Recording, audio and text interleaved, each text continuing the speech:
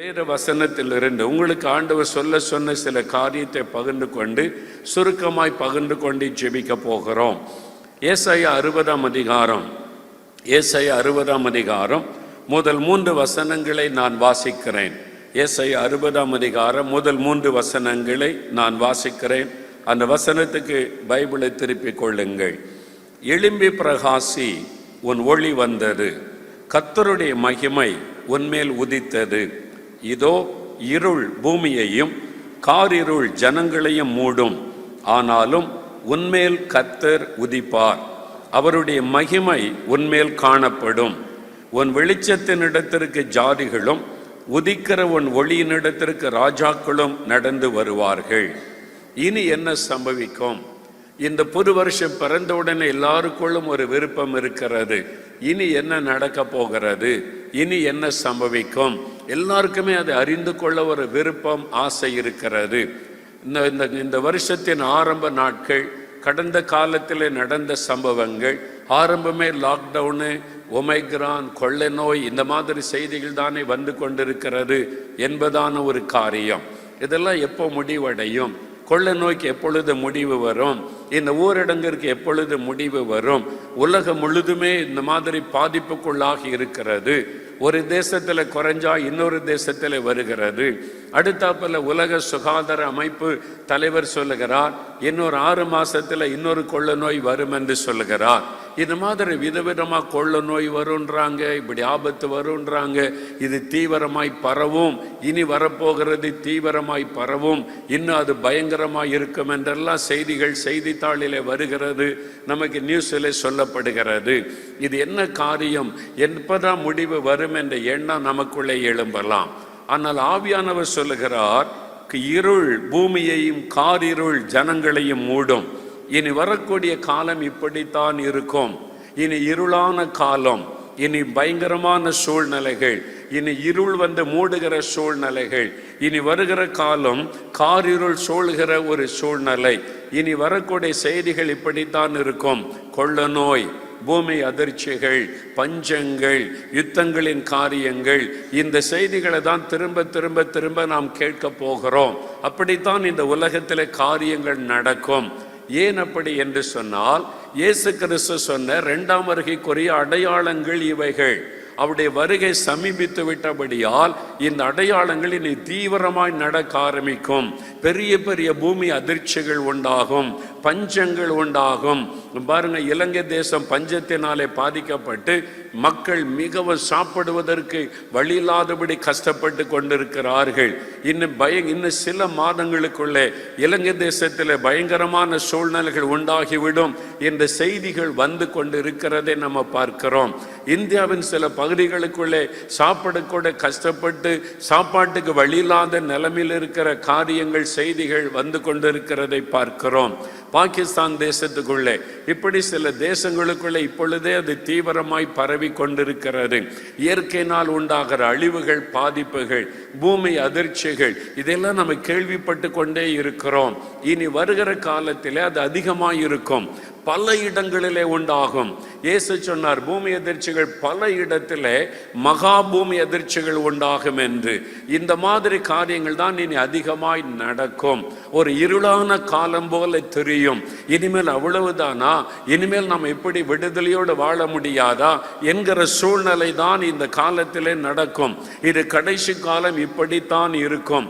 கடைசி கொடிய காலம் என்று தீமோத்தேயுக்கு பவுல் எழுதும்போது சொல்லுகிறார், கடைசி காலம் அது கொடிதான காலம், இனி அப்படித்தான் இருக்கும்.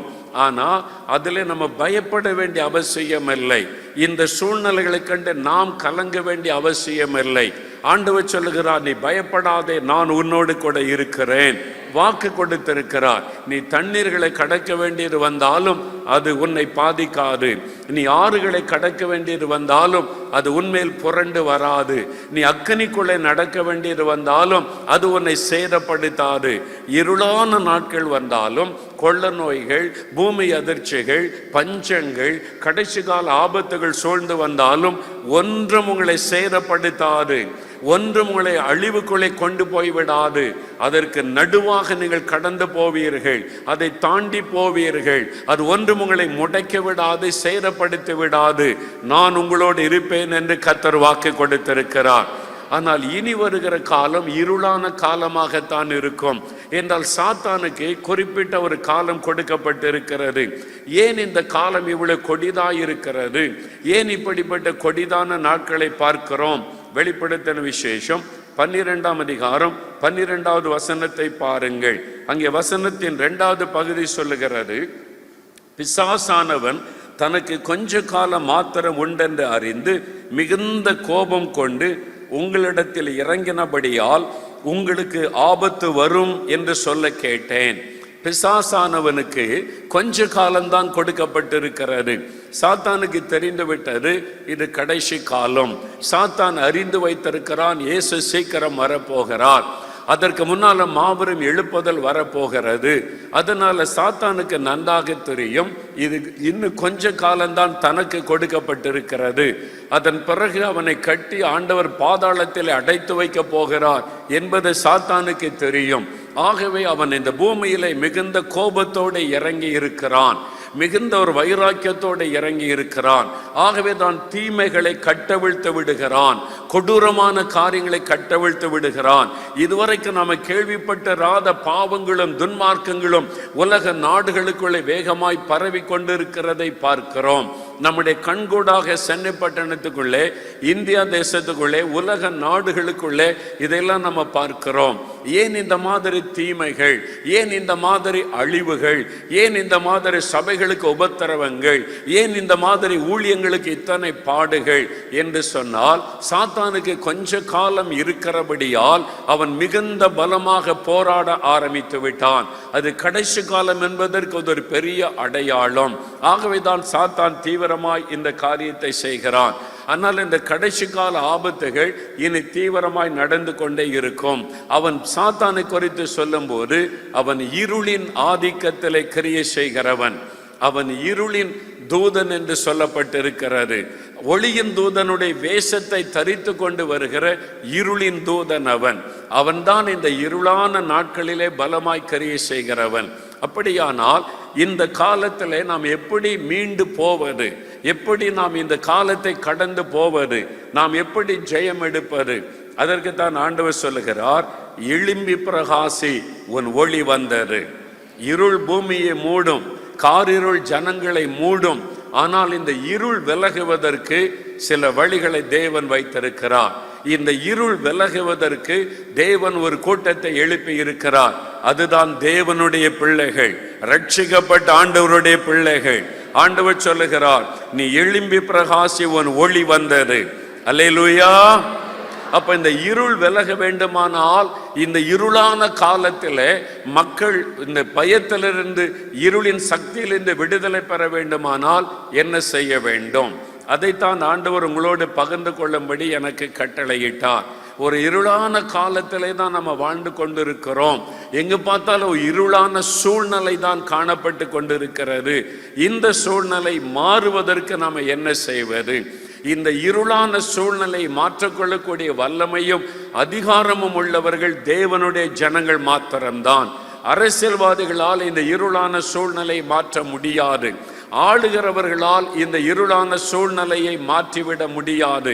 விஞ்ஞானிகளால் இந்த இருளான காலங்களில் இந்த சூழ்நிலையை மாற்ற முடியாது. ஆனால் இயேசு கிறிஸ்துவின் இரத்தத்தினால் கழுவப்பட்ட தேவ பிள்ளைகளால் இந்த இருளான சூழ்நிலையை மாற்ற முடியும். இந்த இருளை ஜெயிக்க முடியும்.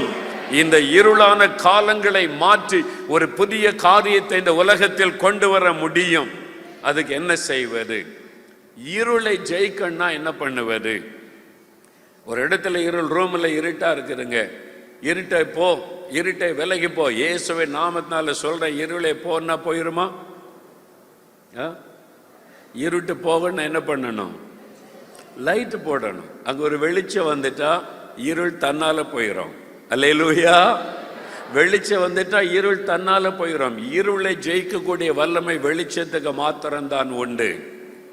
அதனால் தான் தேவ பிள்ளைகளாகிய நாம் எல்லாம் கவனிங்க. 2 காரியம் பாஸ்டர் கல்யாணகுமார் அவங்க வந்து திரும்ப திரும்ப சில காரியம் சொன்னாங்க.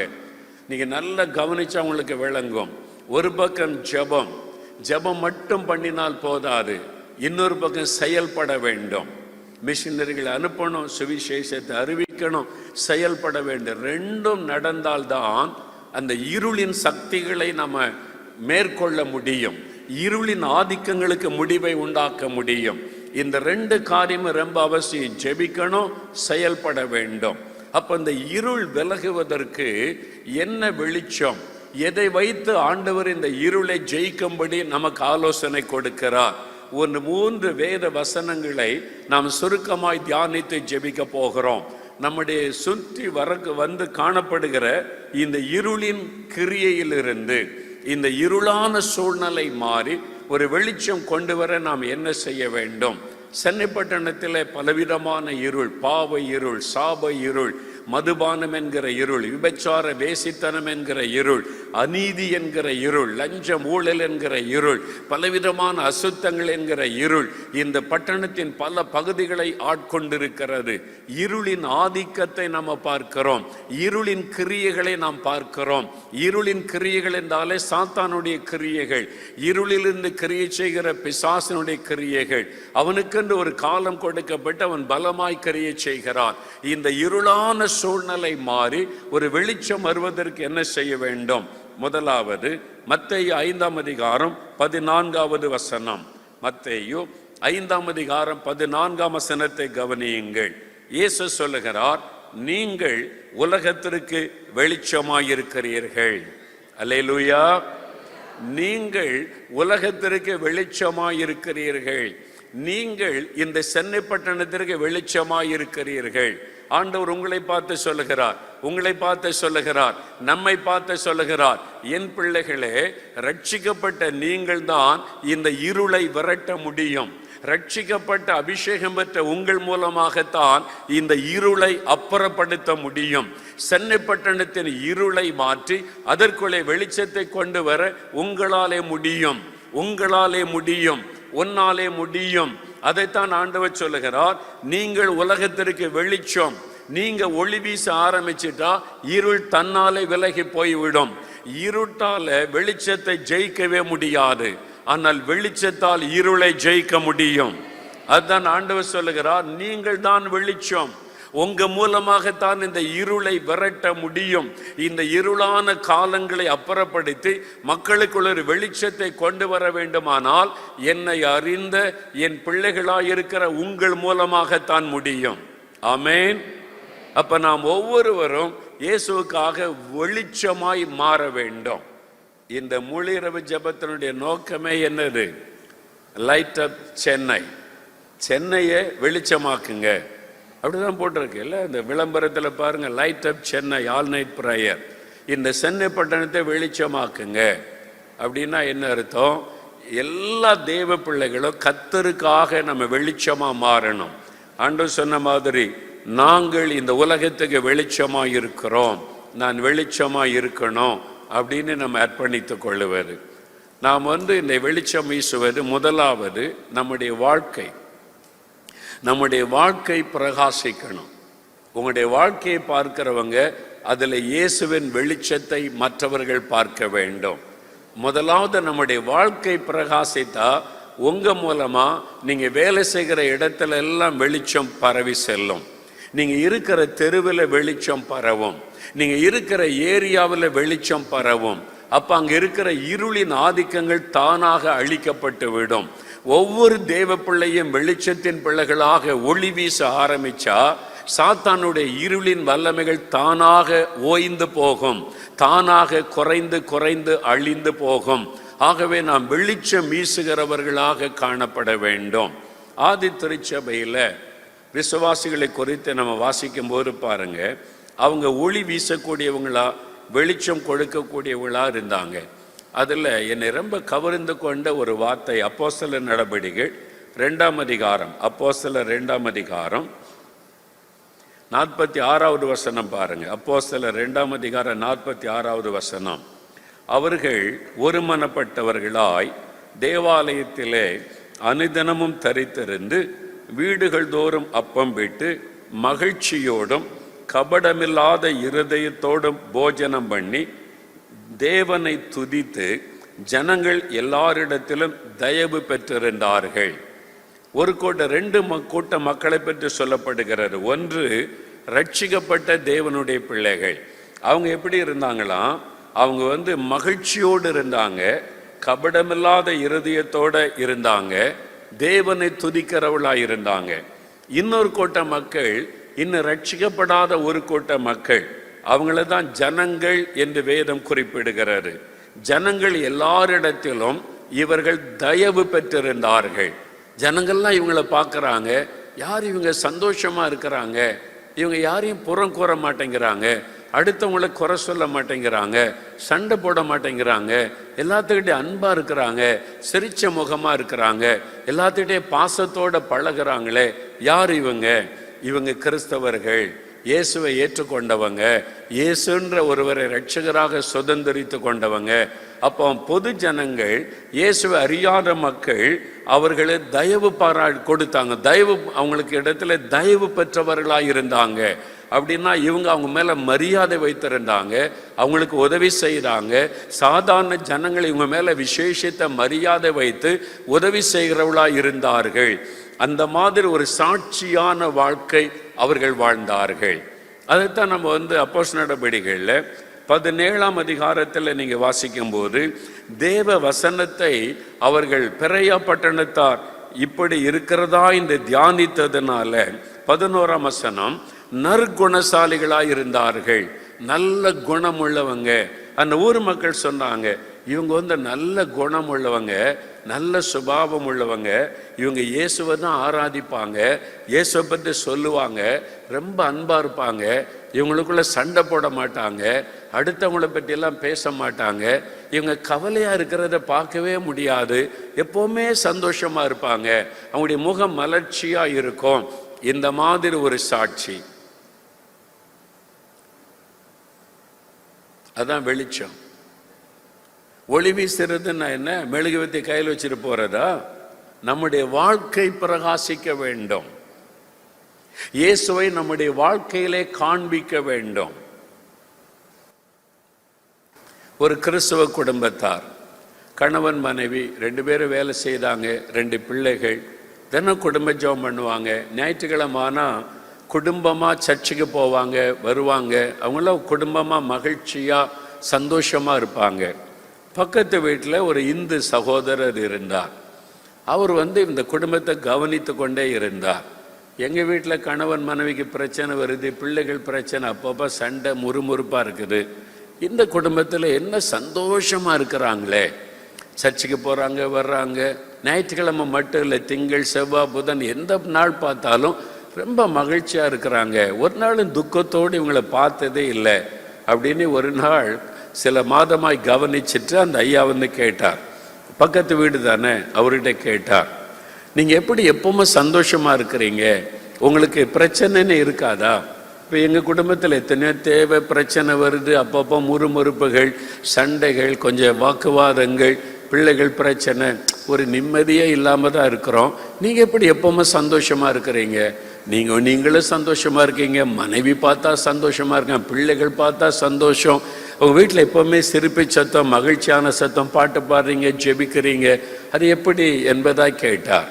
அப்போ சொன்ன காரணம் இயேசு எங்களுக்குள்ளே இருக்கிறார், எனக்குள்ளே இயேசு இருக்கிறார், என் மனைவிக்குள்ளே இயேசு இருக்கிறார், பிள்ளைகளுக்குள்ளே இயேசு இருக்கிறார், அவர் எங்களை சந்தோஷமாக வச்சிருக்கிறார், நாங்கள் சந்தோஷமாக இருக்கிறோம். அப்போ உங்களுக்கு பிரச்சனைலாம் இருக்காது? அது இருக்கும், எல்லா குடும்பத்தில் இருக்கிற மாதிரி எங்களுக்கு பண பிரச்சனை, சில வியாதி, அது வரும் போகும். இதெல்லாம் இருந்தாலும் அது ஒன்று குறித்து நாங்கள் கவலைப்படுவதில்லை. இயேசு பார்த்து கொள்ளுவார், எங்களை இயேசு எல்லாவற்றிலும் குறைவில்லாமல் வைத்திருக்கிறார், அதனால நாங்கள் கவலைப்படுறது துக்கப்படுவது இல்லை, சந்தோஷமா இருக்கிறோன்னு சொன்னார். இவருக்கு ஒண்ணுமே விளங்கலை, இப்படி ஒரு உலகத்தில் வாழ முடியுமா அப்படின்னு யோசித்து கொண்டிருந்தார். ஏதாவது எங்களுக்கு நடக்கணும், பார்க்கணும், எப்படி இவங்க சொல்ற மாதிரி உண்மையான்னு நினைத்து கொண்டிருந்த போது இந்த கிறிஸ்தவ குடும்பத்திலிருந்து அவருடைய மனைவி திடீரென்று வியாதிப்பட்டு மரிச்சிட்டாங்க. அவங்க மனைவி மரிச்ச உடனே இந்த பக்கத்து வீட்டுக்காரருக்கு இப்போ என்ன ஆசை, இவர் துக்கத்தோடு பார்க்கணும், இப்போ என்ன பண்ணுவார் பார்க்கலாம் அப்படின்னு சொல்லி 2-3 நாட்களாய் பார்த்துக்கிட்டே இருந்தார். அவங்க வெளியே வரவே இல்லை. அது ஒரு துக்கம் தானே. மனைவியனுடைய மரணம், அடக்காராதனை முடிந்தது, வீட்டில் ஒரு ஆராதனை எல்லாம் வச்சுருந்தாங்க, ஸ்தோத்திர கூட்டம் முடிந்தது. அதன் பிறகு இவர் பார்த்துக்கிட்டே இருந்தார், இந்த ஆளை பார்க்கணும், இப்போ எப்படி இருக்கிறான்னு பார்க்கணும். மனைவி இறந்துட்டாங்க, பிள்ளைகள் இருக்கிறாங்க, இவர் இப்போ துக்கப்படுவார்ல, அழுவார்ல அப்படின்னு சொல்லிட்டு 2-3 நாளுக்கு வரைக்கும் அவர் வெளியே பார்க்க முடியலை. சில நாட்கள் கழித்து வெளியே வந்தார். எப்பொழுதும் போல சிரித்த முகத்தோட பார்த்து இவரை பார்த்தோன்னே, ஸ்தோத்திரம், எப்படி இருக்கீங்க, நல்லா இருக்கீங்களா, மலர்ந்த முகத்தோடு பேசினார். பிள்ளைகளை கூட்டிட்டு ஸ்கூலுக்கு கொண்டு விட்டுட்டு வேலைக்கு போனார், திரும்பி வந்தார், சந்தோஷமா இருக்கிறாரு. இவரால் நம்பவே முடியல. இது என்னையா அப்படி ஒரு குடும்பம் அப்படின்னு சொல்லி கேட்டார். திருப்பி கூப்பிட்டு, ஐயா, எல்லாம் அவங்க மனைவி பிள்ளைகள் எல்லாம் நல்லா இருக்கும்போது சந்தோஷமா இருந்தீங்க, உங்க மனைவி இறந்துட்டாங்க, இப்பவும் நீங்க சந்தோஷமா இருக்கிறீங்களே, அது எப்படி நீங்க அழாம துக்கம் இல்லாம எப்படி இருக்கிறீங்க? நான் அழுதேன், என் மனைவியை நான் ரொம்ப நேசித்தேன், என் பிள்ளைகளுக்கு அவங்க தாயா இருந்தது, கவனிச்சது, நான் அழுதேன், 1 நாள் 2 நாள் அழுதேன். ஏன்னா எனக்கு நானும் ஒரு மனுஷன் தானே. ஆனால் ஆண்டவரை என்னை ஆறுதல் படுத்தினார். நான் இருக்கிறவனுக்கு உன் பிள்ளைகளை நான் பார்த்து கொள்ளுவேன், ஆசீர்வதிப்பேன், நீ கலங்காத, நீ ஆறுதல் படுத்தினால இயேசுக்குள்ள நான் இப்போ மறுபடியும் சந்தோஷமாயிட்டேன். ஏன்னா இப்போ என் மனைவி உயிரோடு இருக்கிறா, இயேசுவோடு இருக்கிறா. இயேசு திரும்ப வரும்போது என் மனைவியை கொண்டு வருவார், எனக்கு தெரியும், என் பிள்ளைகளுக்கு தெரியும். அதனால எங்களுக்கு கலக்கம் இல்லை, பயம் இல்லை, நாங்கள் அழுது கொண்டு இருப்பதில்லை. அந்த நேரம் அழுதோம், அதை கடந்து வந்துட்டோம், இனிமே அவ்வளவுதான், இன்னும் நாங்கள் சந்தோஷமாக தான் ஆண்டவர் எங்களை வச்சிருக்கிறார். இந்த ஆளுக்கு விளங்கி கொள்ளவே முடியல, இப்படி ஒரு கடவுளா, இப்படி ஒரு சந்தோஷம் கொடுக்கிற ஒரு ஆண்டவரா, எந்த சூழ்நிலையிலும் மகிழ்ச்சியா இருக்க முடியுமா? அந்த இயேசு கொடுக்கிறார்னா அந்த கடவுளை பற்றி எனக்கு சொல்லுங்க, உங்க ஆண்டவரை பற்றி எனக்கு சொல்லுங்க. நானும் எத்தனையோ கடவுளை பற்றி அறிஞ்சிருக்கிறேன், கும்பிட்டு பார்க்கிறேன், இப்படி இருந்தது இல்லையே அப்படின்னு அவர் கேட்டார். அதுதான் ஆதி திருச்சபையில வசனம் தெளிவா சொல்லுகிறாரு, அவங்க எப்பொழுதும் மகிழ்ச்சியா இருந்தாங்க. ஆனா இன்னைக்கு ஆவில நிரம்பி அந்நிய பாஷை பேசுற விசுவாசி கூட ஆபீஸ்ல போய் பக்கத்தில் உள்ளவங்கிட்ட அழுதுகிட்டு இருக்கிறீங்க, ஒரே கஷ்டம், வீட்டில் ஒரு நிம்மதியே இல்லை, வீட்டில் அந்த பிரச்சனை. அவன் எப்படி இயேசு உங்களை பார்க்க முடியும்? ஓ, நம்ம வீட்டில் இருக்க மாதிரி இவங்க கதை, சர்ச்சை உண்டு தான், நான் கோயிலுக்கு போகிறேன், அவங்க சர்ச்சுக்கு போகிறாங்க, அவ்வளோதான், வேற வித்தியாசம் ஒன்றும் இல்லை. யோசித்து பாருங்க, உங்க துக்க முகத்தினால நீங்க இயேசுவை காண்பிக்கிறதுக்கு பதிலாக அவரை துக்கப்படுத்தி வேதனைப்படுத்தி கொண்டிருக்கிறீங்க. நீங்க தானே வெளிச்சமா பிரகாசிக்கணும், உங்களுடைய முகம் பிரகாசிக்கணும். இல்ல வேலை செய்யற இடத்துல, வசிக்கிற இடத்துல, உங்களுடைய தெருவில் உங்களை பார்க்கிறவங்க மன மகிழ்ச்சியா பார்க்கணும். இல்ல எப்படி நீங்க சந்தோஷமா இருக்கணும்னு கேட்கணும். இல்ல இயேசு உங்களுக்குள்ள இருக்கிறதை அவங்க அறிந்து கொள்ளணும். இல்ல யோசித்து பாருங்க, நாம் எப்படிப்பட்ட ஒரு வாழ்க்கை வாழ்ந்து கொண்டிருக்கிறோம். சின்ன சின்ன காரியத்துக்கு முறுமுறுத்து சண்டை போட்டு ஆண்டவர்கிட்டையும் போய் நான் அழுகிறேன்னு சொல்லி நான் ஆபீஸ்ல போய் எல்லாத்துக்கிட்டையும் போய் நம்ம கஷ்டத்தையே சொல்லி சொல்லி சொல்லி இயேசு கிறிஸ்து எப்படிப்பட்டவர் என்பதை மற்றவர்களுக்கு காண்பிப்பதற்கு பதிலாக என்ன செய்து கொண்டிருக்கிறோம்? ஆண்டவர் சொல்லுகிறார், நீங்கள் தான் வெளிச்சம். எல்லாரும் பயந்து கொண்டு இருக்கிறாங்க. இந்த உலகத்துல அடுத்து ஒமைக்ரான், அடுத்தது இன்னொரு கொள்ள நோய் வரும்னு சொல்றாங்க. தடுப்பூசி போட்டாச்சு, 2 போட்டாச்சு, 3வது பூஸ்டர் போடுன்றாங்க. இன்னும் 4 மாசம் கழிச்சு இன்னொரு ஊசியை சொல்லுவாங்க. எப்படி வாழ போகிறோம் இந்த உலகத்துல? இனி வாழ்நாள் முழுவதும் நீங்கள் கொள்ள நோயோட வாழ்ந்து பழகி கொள்ளுங்கள் என்று சொல்லுகிறார்கள். எப்படி இந்த உலகத்துல வாழ போகிறோம்? உலகம் பயந்து கொண்டிருக்கிறது. இந்த பயந்து கொண்டிருக்கிற மக்களுக்கு மத்தியில நம்மை தைரியப்படுத்துகிற, சந்தோஷமாய் வைத்திருக்கிற, பயமில்லாமல் வைத்திருக்கிற ஒரு ஆண்டவர் இருக்கிறார் என்று அவர்களுக்கு காண்பிக்கும்படி நீங்கள் ஒளி வீச வேண்டும். எங்களுக்கு பயமே இல்லைங்க, நாங்க சந்தோஷமா இருக்கிறோம். அவங்களும் பயப்படுறாங்க, அந்நிய பாஷை பேசுற நீங்களும் பயப்படுறீங்க.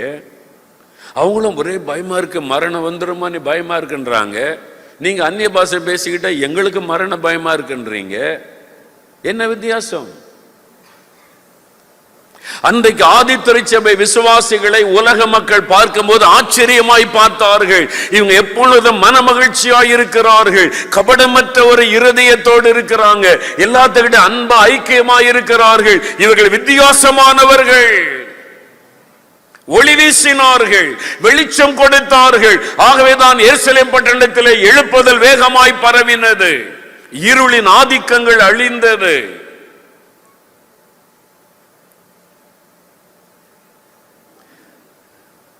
ஒரு சர்ச்சில் கிறிஸ்துமஸ் பண்டிகை, இந்த பாட்டு ஆராதனை வைப்பாங்கல்ல, குடும்பம் வந்து பாட்டு பாடுவாங்க. அப்போ ஒரு வாலிப தம்பி வந்தான். அவன் சொன்னான், நானும் ஒரு பாட்டு பாடுறேனே அப்படின்னு. சரின்னு சொன்ன உடனே சர்ச்சைக்கு இப்போதான் வந்திருக்கிறான், அவனை விட்டாங்க. அந்த வாலிபன் பாட்டு பாட முன்னால சொன்னா, எனக்கு கிறிஸ்துவ பாட்டுலாம் ரொம்ப தெரியாது, நான் கடவுள் நம்பிக்கை இல்லாதவன், இப்போதான் கொஞ்ச நாள் சர்ச்சைக்கு வர ஆரம்பிச்சாரு, தெரிஞ்ச ஒரு பாட்டை பாடுறேன், ஆனால் அதை விட முக்கியம் ஒரு சம்பவத்தை, ஒரு காரியத்தை சபைக்கு சொல்லணும், அதை சொல்லட்டுமா அப்படின்னு கேட்டேன். போதுகிற சரி சொல்லு தம்பின்னாங்க. அவன் சொன்னான், நான் கடவுள் நம்பிக்கை இல்லாதவன், ஒரு சினிமா நடிகரை என் தெய்வமாக கொண்டிருந்தேன், அவரைத்தான் தெய்வம்னு சொல்லுவேன், எந்த கடவுளையும் வணங்க மாட்டேன். அவருடைய படம் ரிலீஸ் ஆகுதுன்னா முந்தின நாள் ராத்திரியே போய் தியேட்டர் வாசலில் நின்றுருவேன், முதல் டிக்கெட் எடுக்கணும், முதல் ஷோ பார்க்கணும்னு சொல்லி. அவ்வளவு அந்த நடிகர் மேலே கிரேசியா இருந்து அவரை தான் கடவுள்னு நான் சொல்லுவேன். மற்றபடி எனக்கு கடவுள் நம்பிக்கையெல்லாம் கிடையாது. ஆனால் வேலை தேடி நான் வந்தேன் சென்னைக்கு. என் நண்பரோட நான் தங்கியிருந்தேன், என் கூட படித்த ஒரு நண்பரோட, காலேஜில் ஒன்றா படித்தோம், அவரோட கூட நான் தங்கி இருந்தேன். அவர் நல்ல கிறிஸ்தவர். நான் அவருடைய வாழ்க்கையை கவனித்து கொண்டே இருந்தேன். அவர் காலையில் எழுப்பி பைரம் வாசிப்பார், ஜெபம் பண்ணுவார், ரொம்ப அன்பாக இருப்பார், எல்லாத்துக்கிட்டையும் அன்பாக பழகுவார், என்கிட்ட அன்பாக இருந்தார். நான் இந்த மாதிரி இயேசு கிறிஸ்துவை நம்பாதவன்னு அவருக்கு தெரியும். ஒரு நாள் கூட என்னை பார்த்து, நீ இயேசுவை நீ ஏற்றுக்கொள்ளணும், மதம் மாறணும் அப்படிலாம் பேசினதே கிடையாது. ஆனால் அவருடைய வாழ்க்கையை நான் கவனித்து கொண்டே இருந்தேன். இப்படி ஒரு மனிதன் வாழ முடியுமா? எனக்கு ஒரு கேள்வி. ஒரு வாலிபன் இந்த காலத்தில், இப்படி ஒரு வாலிபன் இப்படி வாழ முடியுமா? இவ்வளோ அன்பாக இருக்கிறாரு, பரிசுத்தமாக இருக்கிறாரு, ஜெபம் பண்ணுகிறாரு. நான் சம்பந்தமில்லாத ஆள், குடும்பத்தான் கிடையாது, என்ன அன்பை கவனித்து கொள்ளுகிறார். அவருடைய வாழ்க்கையை நான் கவனித்த போது, இவர் வணங்குகிற அந்த இயேசு உண்மையான கடவுளாக இருக்க வேண்டும் என்பதை அறிந்து கொண்டேன். யாரும் எனக்கு இயேசுவை பற்றி சொல்லலை, அவரும் இயேசுவை பற்றி எனக்கு சொல்லவில்லை. என் நண்பருடைய வாழ்க்கை என்னை பாதித்தது. அவருடைய வாழ்க்கையை நான் கவனித்த போது எனக்குள்ளே ஒரு மாற்றத்தை உண்டாக்கினது. இவரே இப்படி இருந்தா இவர் வணங்குகிற கடவுள் எப்படிப்பட்டவராக இருப்பார்? அவரை அறிந்து கொள்ள வேண்டும் என்று என் நண்பரிடத்தில் கேட்டேன். அப்பொழுது அவர் எனக்கு புதிய ஏற்பாட்டை கொடுத்து வாசிக்க சொல்லி, இந்த இயேசுவை பற்றி நான் அறிந்து கொண்டு இன்றைக்கு நான் இயேசுவை விசுவாசிக்கிறேன் என்பதாய் சபையில சாட்சி சொன்னார். அல்லேலூயா சொல்லுங்க. உங்களை பற்றி யாராவது அப்படி சொல்லி இருக்காங்களா? நீங்க வேலை செய்கிற இடத்துல, வசிக்கிற இடத்துல, நீங்க குடியிருக்கிற இடத்துல யாராவது உங்களை பற்றி அப்படி சொல்லும்படியான ஒரு வாழ்க்கை நீங்கள் வாழுகிறீர்களா? நான் அப்படி வாழுகிறேனா? நாம் அப்படி வாழுகிறோமா? என் வாழ்க்கை இன்னொருவரோடு பேசுகிறதா? நீங்கள் தான் வெளிச்சம், நீங்க ஒளி வீச வேண்டும், உங்களுடைய வாழ்க்கை ஒளி வீச வேண்டும், உங்களுடைய வாழ்க்கை வெளிச்சம் கொடுக்க வேண்டும். ஒவ்வொரு கிறிஸ்தவர்களை சாட்சியாக வாழும்படி வெளிச்சம் வீச வீச வீச எல்லா இருளின் ஆதிக்கங்களும் ஒளிந்து போகும். இருளை ஜெயிப்பதற்கு வெளிச்சத்தை பரவ செய்ய வேண்டும். ஒவ்வொரு கிறிஸ்தவர்களை வெளிச்சமாய் மாறும் பொழுது இருளின் ஆதிக்கங்கள் தானாய் முடக்கப்பட்டு விடும். இந்த பிசாசின் கிரியைகள் முடக்கப்பட்டு விடும். கொள்ள நோய், பூமி எதிர்ச்சி, எத்தனை பாடு, உபத்திரவங்கள், நெருக்கங்கள் இருளாக எழும்பி வந்தாலும் கிறிஸ்தவர்கள் எழும்பி ஒளி வீசும் போது அந்த இருளின் கிரியைகள் எல்லாம் முடக்கப்பட்டு விடும். அதுதான் ஒரே வழி. நாம் வெளிச்சம் வீசணும். ஆண்டவரே, நான் ஒளியா இருக்கணும். அதற்கு நம்முடைய ஆண்டவரோடு நமக்கு இருக்கிற ஐக்கியம் ரொம்ப முக்கியம். இப்போ மோசே தேவ சமூகத்தில் போய் மலையில் காத்திருக்கும் போது அவருடைய முகம் பிரகாசிக்கிறாரு, வெளிச்சம். அவருடைய முகத்தில் ஒரு வெளிச்சத்தை பார்க்குறாங்க. அவருக்கு தெரியல அவருடைய முகத்தில் இருக்கிற வெளிச்சம். அவர் மலையிலிருந்து இறங்கி வந்த போது அவரை பார்க்க முடியாத அளவுக்கு அவருடைய முகம் பிரகாசிக்கிறாரு. அதனால முக்காடு போட்டுக்கொள்ளுங்க. உங்களுடைய முகத்தைங்களால நேரில் பார்க்க முடியல, அந்த அளவிற்கு ஒரு வெளிச்சம். காரணம் என்ன? ஆண்டவருடைய முகத்தை பார்த்து பார்த்து தேவனோட தன்னித்திருந்து பேசி பேசி பேசி அவருடைய வெளிச்சம் மோசைக்குள்ளே வந்து விட்டது. நீங்க எவ்வளவு நேரம் தனியா ஆண்டவருடைய சமூகத்துல போய் அந்த நீதியின் சூரியனாகிய இயேசுடைய முகத்தை பார்த்து பார்த்து ஜெபித்து ஜெபித்து துதித்து துதித்து காத்திருக்கிறீங்களோ, அந்த அளவுக்கு அவருடைய வெளிச்சம் உங்களுடைய வாழ்க்கையிலே வரும். உங்களுடைய முகத்திலே அது தெரியும்.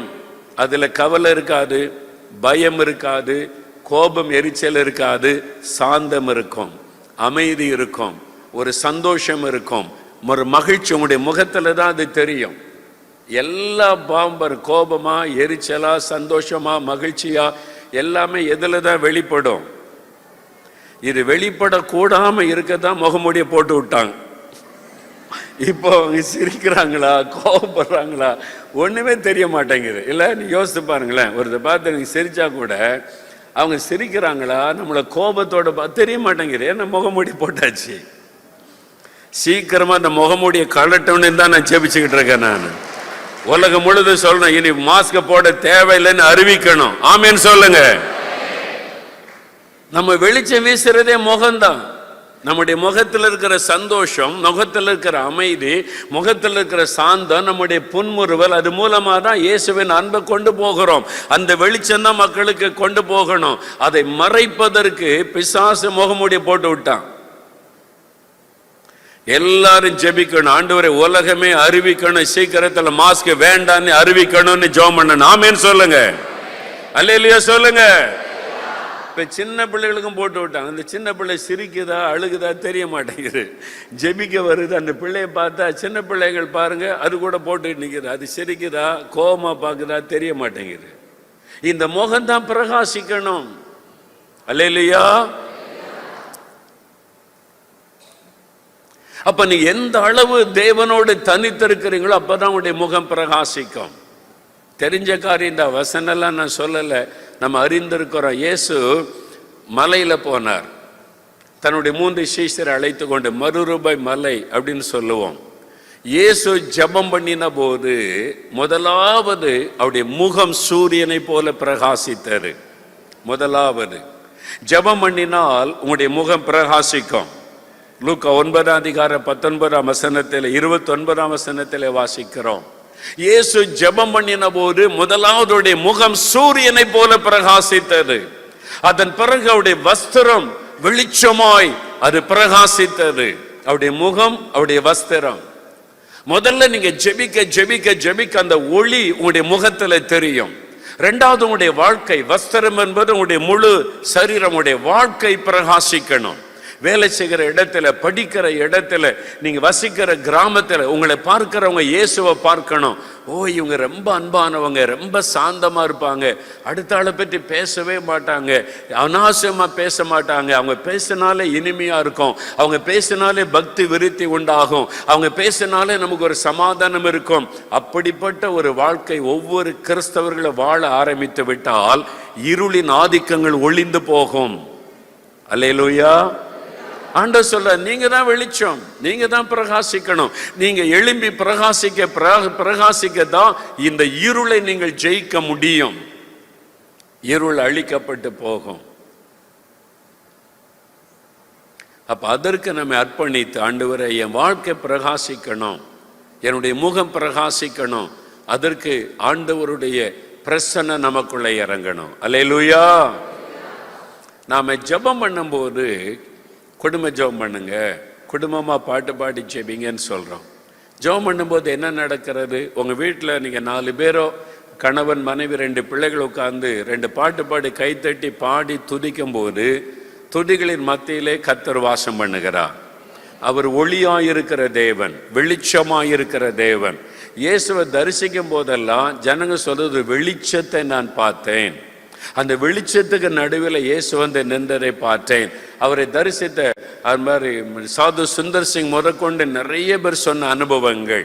நாம கூட ஜெபிக்கும் போது அப்படியே ஒரு வெளிச்சம் இறங்கி வந்தது. அப்படி சொல்றோமா இல்லையா? அப்ப அவங்க வீட்டில் கூடி நீங்க எல்லாம் கைத்தட்டி பாட்டு பாடி ஆண்டவரை துதிக்கும் போது உங்க வீட்டுக்குள்ள என்ன இறங்கி வருகிறது?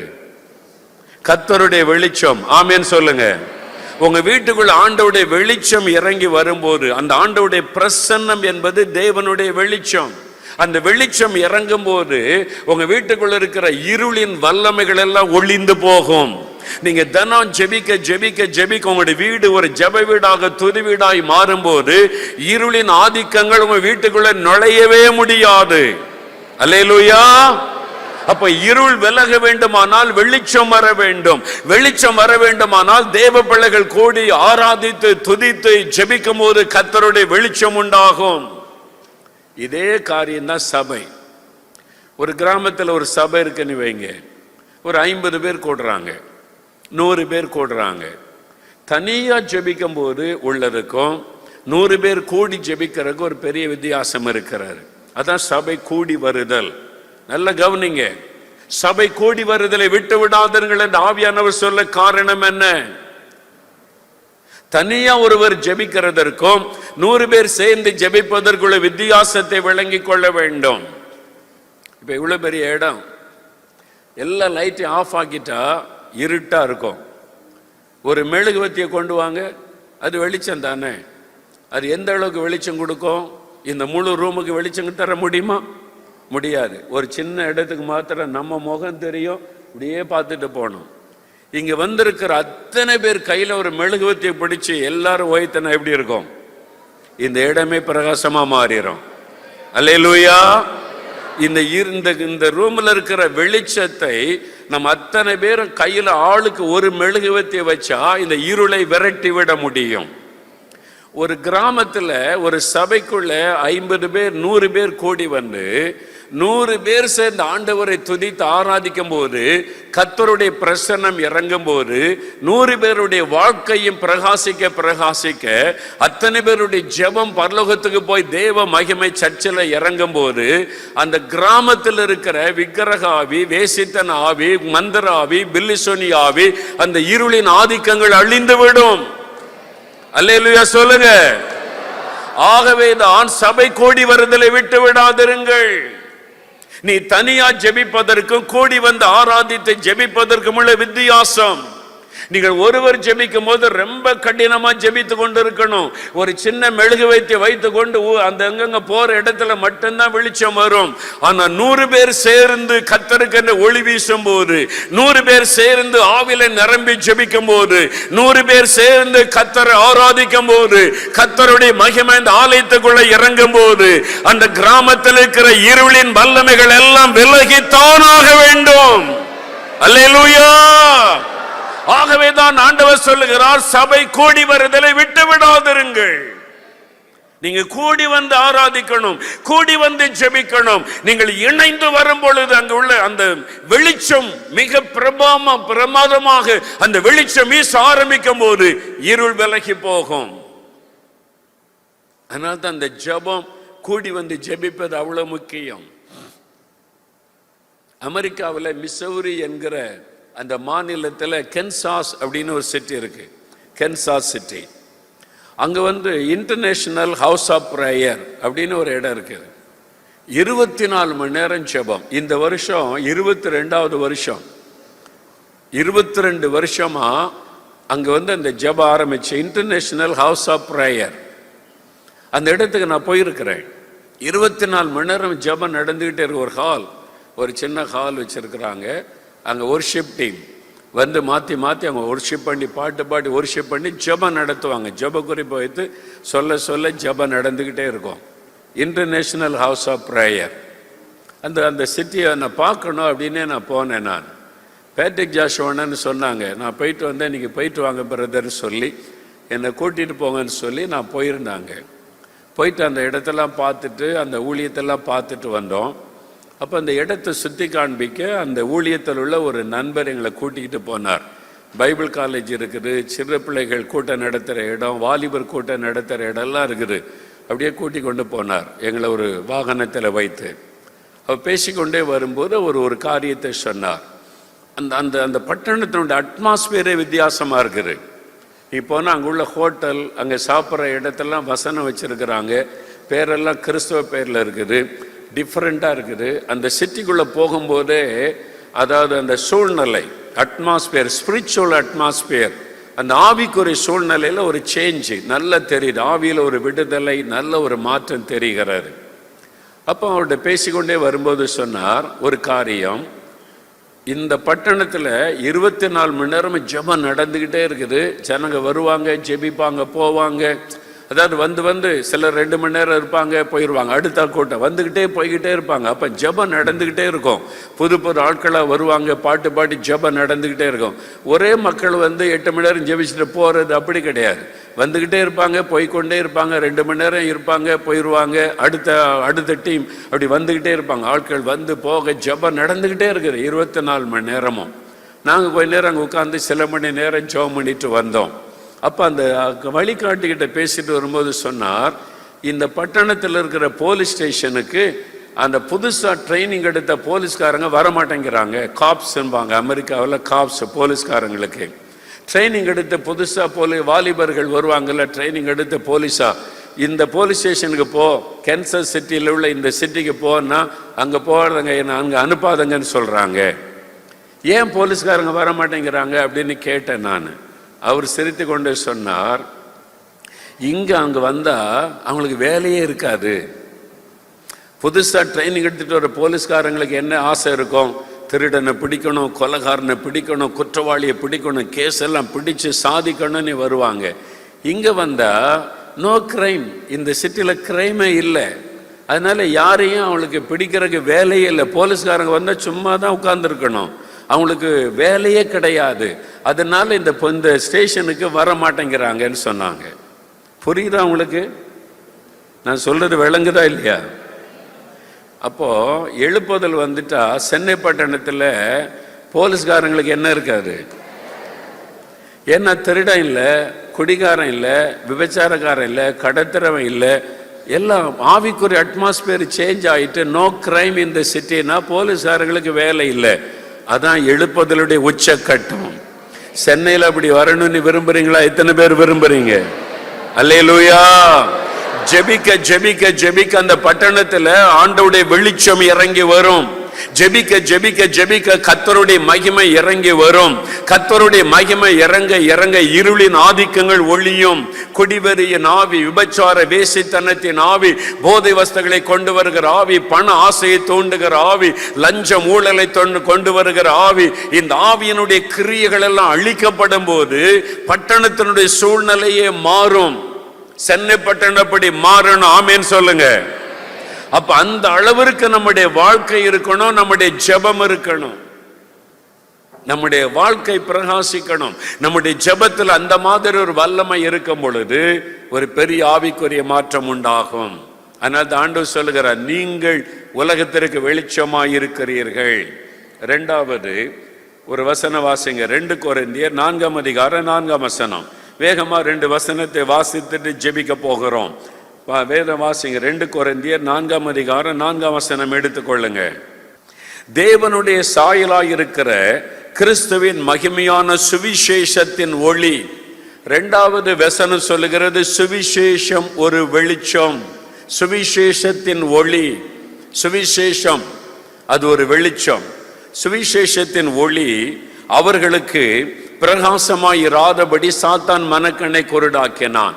2வது வெளிச்சம் சுவிசேஷம். சுவிசேஷத்தை நீங்க அறிவிக்க அறிவிக்க அறிவிக்க வெளிச்சம் பரவும். ஆமென் சொல்லுங்க.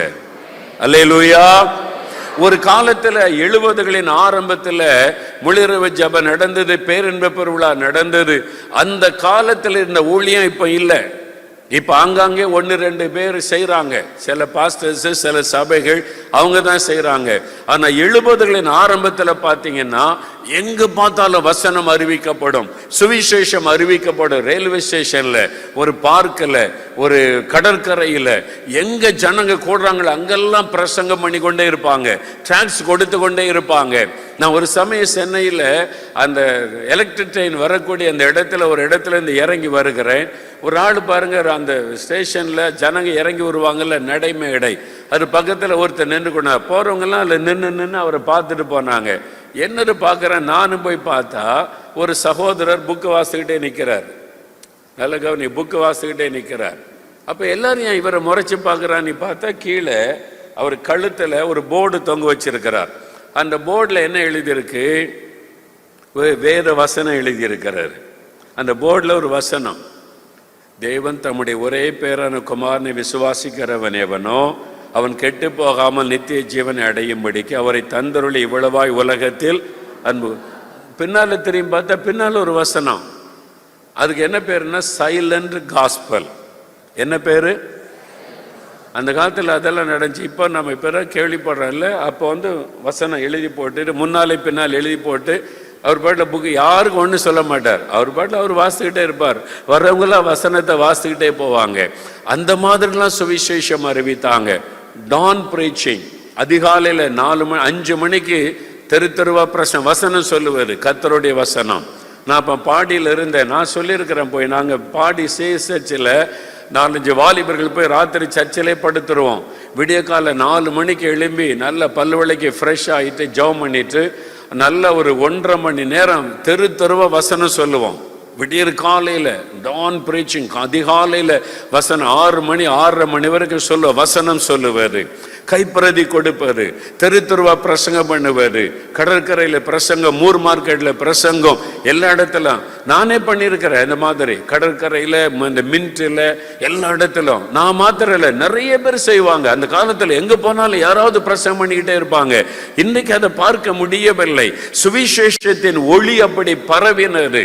இன்றைக்கு நம்ம எல்லாம் சர்ச்சுக்கு 2 மணி நேரம் வந்தாலே பெரிய ஊழியம் செய்யறேன்னு நினைக்கிறாங்க. ஊழியம் செய்றீங்களா? ஆமாங்க, 2 மணி நேரம் சர்ச்சுக்கு போறதில்ல, காணிக்கை எடுப்பேன் பிரதர். சர்ச்சில் போய் காணிக்கை எடுக்க பெரிய ஊழியம் செய்யறாங்களாம். காணிக்கை எடுப்பேன் பிரதர். எனக்கு ஊழியமே தர மாட்டேங்கிறாங்க. என்ன தர மாட்டேங்கிறாங்க? மைக் தர மாட்டேங்கிறாங்க. தந்தா தானே பாட்டு பாட முடியும். ஊழியம் என்ன? வெளியே போய் சுவிசேஷத்தை அறிவிக்கணும். அல்லேலூயா. சுவிசேஷத்தின் ஒளியை நீங்கள் பரவ செய்தா இந்த இருளின் ஆதிக்கங்கள் முடிவடையும். கொள்ள நோய் ஓய்ந்து போகும். இந்த இனி வரக்கூடிய தீமைகள் எல்லாம் ஒளிந்து போகும். இதெல்லாம் ஒளிய பண்ண ஒரே வழி, இந்த வெளிச்சத்தை நம்ம பரவ செய்யணும். சுவிசேஷம் என்கிற வெளிச்சத்தை பரவ செய்யணும். அப்பொழுது தானாக கொள்ள நோய் ஓய்ந்து விடும். ஆமேன் சொல்லுங்க. ஆமேன். ஆமா, நீங்க டெய்லி கையை கழுவி சோப்பு போடுறதுனால இந்த கொரோனா அழியாது. மாஸ்க் போட்டுக்கொண்டே போறதுனால கொரோனா அழியாது. ஆனா நீங்க சுவிசேஷ வசனத்தை பரவ செய்தா இந்த தீமையெல்லாம் ஒளிந்து போகும். இந்த வெளிச்சம் பரவ பரவ பரவ இருளின் கிரியைகள் முடக்கப்பட்டு விடும். சாத்தானுடைய திட்டங்கள் முடக்கப்பட்டு விடும். எல்லாரும் வெளிச்சம் வீசணும். ஒருவர் 2 பேர் அல்ல. எவ்வளவு அதிகமாக சுவிசேஷத்தை அறிவிக்க அறிவிக்க அறிவிக்க இருள் மாறும். இப்ப பாருங்களேன், இந்த 2 வருஷமா சுவிசேஷமே இல்லை, கூட்டமே நடத்த முடியல, பப்ளிக் மீட்டிங்கே கிடையாது. அந்த வசனத்தை பப்ளிக் மீட்டிங்ல சொல்ல சொல்ல சொல்லதான் அந்த வெளிச்சம், அந்த வசனத்தின் வெளிச்சம் மக்களுக்குள்ள பரவ பரவ இருளின் கிரியைகள் முடக்கப்பட்டு இருந்தது. சாத்தானுக்கு அது தெரியும். அதனால பாருங்க, இப்ப பப்ளிக் மீட்டிங்கே கிடையாது, சுவிசேஷம் அறிவிக்கிறதே கிடையாது. முன்னாலாவது கன்வென்ஷன் கூட்டம், அது இது அங்கங்க கூட்டம் நடந்து பிரசங்கம் நடந்துகிட்டே இருக்கு. சென்னையில் எவ்வளவு கூட்டம் நடக்கும். கடற்கரையில, தெருக்கள்ல ஒவ்வொரு சர்ச்சு கன்வென்ஷன் வைப்பாங்க, தெருக்கள்ல கூட்டம் வைப்பாங்க. வசனம் அறிவிக்கப்படும், பிரசங்கம் பண்ணப்படும், கர்த்தருடைய வசனம் அறிவிக்கப்பட அறிவிக்கப்பட காத்துல ஆண்டவருடைய வசனம் பரவி செல்லும். இருளின் ஆதிக்கங்கள் எல்லாம் அழிந்து கொண்டிருந்தது. ஆனா இப்போ காத்துல வேண்டாத வீடியோக்களும் ஆடியோக்களும் தான் பரவி கொண்டிருக்கிறது, நிரம்பி இருக்கிறது. நம்ம இனி வசனத்தை பரவ செய்யணும். ஆமேன் சொல்லுங்க. அல்லேலூயா. அப்ப அந்த வெளிச்சம், சுவிசேஷம் என்கிற வெளிச்சம், எல்லாரும் சுவிசேஷத்தை அறிவிக்க வேண்டும். அந்த காலம் வந்து விட்டது. நீங்க போன வருஷத்துல சுவிசேஷம் அறிவிச்சீங்களா? நீங்களே கேள்வி கேட்டு பாரு, எத்தனை பேருக்கு அறிவிச்சீங்க? இந்த சுவிசேஷத்தின் வெளிச்சத்தை கொண்டு போனீங்களா? உங்க பக்கத்து தெரு, பக்கத்து வீடு, உங்க பக்கத்து கிராமம், எத்தனை பேருக்கு இந்த சுவிசேஷத்தை அறிவிக்கும்படி கடந்து போனீங்க? இந்த சுவிசேஷத்தின் வெளிச்சத்தை அந்த வீட்டுக்குள்ள கொண்டு போனீங்களா? இந்த வெளிச்சத்தை நீங்க பரவ செய்தா இருளின் ஆதிக்கங்கள் முடிவடையும். பஞ்சாபில் 1906 வருஷம் ஒரு எழுப்புதலுக்காக ஜான் ஹைட் என்கிற தெய்வ மனிதர், அமெரிக்காவில் வந்து இந்த மிஷினரி வந்து ஒரு பெரிய ஜெப மாநாடு நடத்தி எல்லா சபைகள் ஊழியக்காரங்களை ஒன்று கூட்டி எழுப்புதலுக்காக ஜெபிக்க வைத்தார். அவர் பிரேயிங் ஹைட் என்று அழைக்கப்பட்டார். ஜெபிக்கிற ஹைட். அவர் பெயர் ஹைட், ஜான் ஹைட். கடைசியில் அவர் ஜெபிக்கிற ஹைட் என்று அழைக்கப்பட்டார். மணிக்கணக்காக முழங்காலே நின்று ஜெபம் செய்வாராம். அவருடைய சரித்திரத்தை நான் வாசித்த போது ஒரு வருஷம் ஆண்டவரிடத்தில் கேட்டார், ஆண்டவரே இந்த வருஷம் 1906 வருஷம் என்று நினைக்கிறேன், தினம் எனக்கு ஒரு ஆத்மா வேணும், தினம் ஒரு ஆத்மா எனக்கு வேணும். நான் ரட்சிப்பை பற்றி சொல்லுவேன், ரட்சிக்கப்படணும், எனக்கு தினம் ஒரு ஆத்மா தாங்க அப்படின்னு மணிக்கணக்காக ஜெபம் செய்வாராம். அந்த வருஷ கடைசியில் பார்த்தா ஒரே வருஷத்துல 400 ஆத்மாக்களை தேவன் அவருக்கு கொடுத்து விட்டார். 400 ஆத்மாக்களை ரட்சிப்புகளை நடத்தி விட்டார். அல்லேலூயா சொல்லுங்க. அவர் கேட்டது தினம் ஒரு ஆத்மா, ஆனா தேவன் கொடுத்தது அதற்கும் அதிகமாய் 400 ஆத்மாக்கள். அவருக்கு ரொம்ப சந்தோஷம். 400 பேரை ரட்சிப்புகளை நடத்திட்டோமேன்னு சொல்லி அதுக்கு அடுத்த வருஷம் ஆண்டவர்கிட்ட கேட்டாராம், தினம் எனக்கு 2 ஆத்மா வேணும் ஆண்டவரே, எனக்கு தினம் 2 ஆத்மா கொடுங்க, 2 ஆத்மா கொடுங்கன்னு ஜெபம் செய்வாராம். அந்த வருஷத்துல 800க்கும் அதிகமான ஆத்மாக்களை ரட்சிப்புகளை நடத்தி இருக்கிறார் ஒரே வருஷத்துல. அதற்கு தினமும் 5 மணி நேரம் 6 மணி நேரம் முழங்கால நின்று ஜெபம் செய்வாராம். அவ்வளவு பாரத்தோட கூட அவர் சுவிசேஷத்தை அறிவித்து ரட்சிப்புகளை நடத்தி இருக்கிறார். இந்த 2022ல ஆண்டவரே எனக்கு வீடு வேணும், வேலை நிரந்தரமாகணும், ஒரு பைக் வாங்கணும், பிள்ளைக்கு திருமணம் நடக்கணும், என் பிள்ளைக்கு கட்டாருன்னு இந்த வருஷத்துல குழந்தை செல்வம் தரணும், என்னென்னோ காரியத்துக்கெல்லாம் ஜெபம் பண்ணி இருக்கிறோம். ஆண்டவர்கிட்ட லிஸ்ட் வச்சிருக்கிறோம். நீங்க ஆண்டவர்கிட்ட எத்தனை ஆத்மா எனக்கு வேணும்னு கேட்டிருக்கிறீங்களா? யோசித்து பாருங்க. ஆண்டவரே எனக்கு ஆத்மா கொடுங்க, இந்த வருஷம் நான் ஒரு 5 ஆத்மாவை இந்த ரட்சிப்புகளை நடத்தணும், ஒரு 10 ஆத்மாவையாவது ரட்சிப்புகளை நடத்தணும் அப்படின்னு ஆண்டவர்கிட்ட கேட்டீங்களா? வீடு கேட்டா தர்றாரு, பைக்கு கேட்டா ஆண்டவர் தர்றாரு, என் கல்யாணத்துக்கு பொண்ணு மாப்பிள்ளை கூட ஆண்டவர் தந்துடுறாரு, கற்பத்தின் கனி கேட்டா தந்துடுறாரு, குழந்தையே பிறக்காதுன்றவங்களுக்கு கூட தந்துடுறார். இதெல்லாம் தருகிற ஆண்டவர் ஒரு ஆத்மா தாங்கன்னு கேட்டா தருவார தரமாட்டாரா? அவர் சிலுவையில ரத்தம் சிந்தினதே ஆத்மாக்களுக்காக. அந்த எனக்கு ஒரு ஆத்மா தாங்கன்னு கேட்டா தருவார்னு உங்களுக்கு தெரியுதில்ல, பிறகு ஏன் கேட்கல? அது எவ்வளவு முக்கியமான ஒரு காரியம். அவர் சிலுவையில ரத்தம் சிந்தினது, சிலுவை சுமந்ததெல்லாம் ஆத்மாக்கள் ரட்சிக்கப்படுவதற்காக.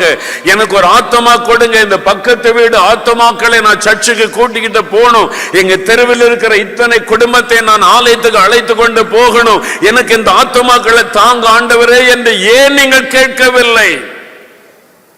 வேலை கேட்கறீங்க, ப்ரொமோஷன் கேட்கறீங்க, ஆண்டவர் கேட்டான் தந்துட்டாரு, ப்ரொமோஷன் தந்துட்டாரு, வேலையை நிரந்தரமாக்கிட்டாரு, ஆண்டவர்கிட்ட நான் அந்த சம்பள உயர்வு கேட்டு ஆண்டவர் தந்துட்டார், இதெல்லாம் சாட்சி சொல்லுகிறீர்களே.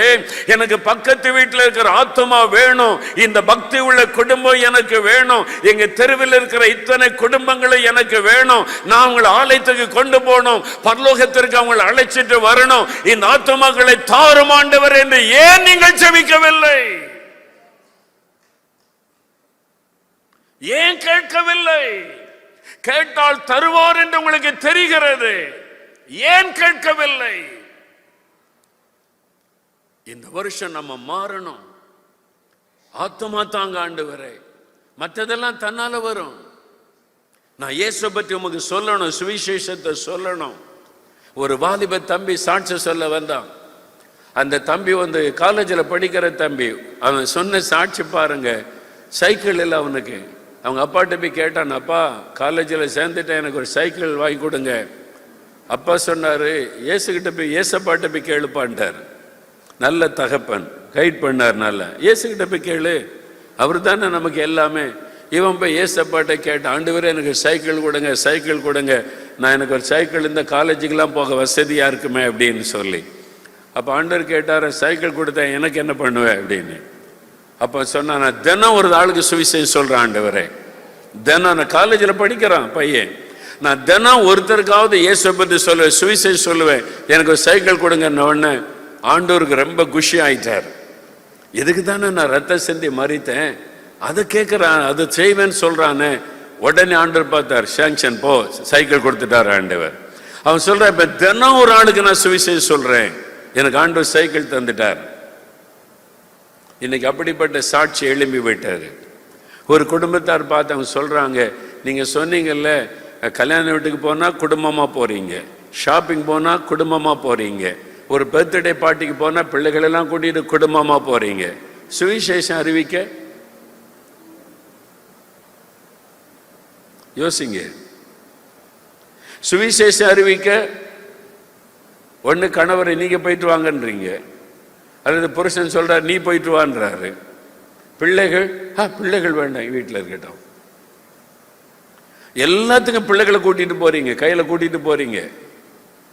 சுவிசேஷம் அறிவிக்க குடும்பமா போங்க. வாரத்துல ஒரு நாள் குடும்பமா 2 மணி நேரம் போய் சுவிசேஷம் அறிவிச்சிட்டு டிராக்ஸ் கொடுத்துட்டு வாங்கன்னு ஒரு குடும்பத்தார் இப்பதான் ரட்சிக்கப்பட்டிருக்காங்க. இந்த கொரோனா காலத்துல ரட்சிக்கப்பட்ட குடும்பம் அவங்க சொல்றாங்க, பிரதர் நீங்க சொன்னதுனால எங்க பிள்ளைகள் எல்லாம் கூட்டிக்கிட்டு நானும் என் கணவர் பிள்ளைகள் நாங்க குடும்பமா போய் டிராக்ஸ் கொடுத்து சுவிசேஷம் அறிவித்து கொண்டு வருகிறோம். நீங்க தெருவில் இறங்காம வெளிச்சம் எப்படி பரவும், சென்னை பட்டணத்தின் இருள் எப்படி மாறும், எப்படி இந்த எழுப்புதலின் வல்லமை பரவும். நீங்க சென்னை பட்டணத்தின் தெருக்கள்ல இறங்கணும், வீதிகளில் இறங்கணும், குடும்பமாக வீதிகளில் இறங்கி போய் சுவிசேஷம் அறிவிக்கணும், கைப்பருதி கொடுக்கணும், இயேசு உங்களை நேசிக்கிறான்னு சொல்லணும். அப்பதான் இருளில் ஆதிக்கத்திலிருந்து நம்ம வெற்றி பெற முடியும், விடுதலை பெற முடியும். யோசித்து பாருங்க, எத்தனை பேர் செய்ய போறீங்க? எத்தனை பேர் குடும்பமா தெருவில் இறங்க போறீங்க? கை இவ்வளவுதானே வருது, மேல வர மாட்டேங்குது இல்ல. எத்தனை பேருக்கு வேலை வேணும், கடன் பிரச்சனை மாறணும்னா உடனே எனக்கு ஜெபம் பண்ணுங்க பிரதர்பாங்க. எத்தனை பேர் குடும்பமா ஊழியம் செய்ய போறீங்கன்னா கை மெதுவா அப்படியே தானே வருது. அப்போ நமக்காக ஜீவனை கொடுத்த ஆண்டவருக்கு நம்ம என்ன செய்யறோம்? ஆண்டவர்கிட்ட கேட்டு கேட்டு அதை தாங்க இதை தாங்கன்னு கேட்கிறோமே, அவருக்காக நம்ம என்ன செய்கிறோம்? அவர் என்ன எதிர்பார்க்கிறாரு? அவர் எதிர்பார்க்கிற ஒண்ணுதான், சுவிசேஷத்தை அறிவி. அவங்க சுவிசேஷத்தை நம்ம அறிவித்து வேத வசனத்தை நம்ம பரவ செய்யணும். அதுதான் கடைசியாய் ஒரு காரியத்தை சொல்லி ஜெபிக்க போகிறோம். மத்தேயு 5ஆம் அதிகாரம் 16ஆம் வசனம் வாசிங்க. மத்தேயு 5ஆம் அதிகாரம் 16வது வசனம்.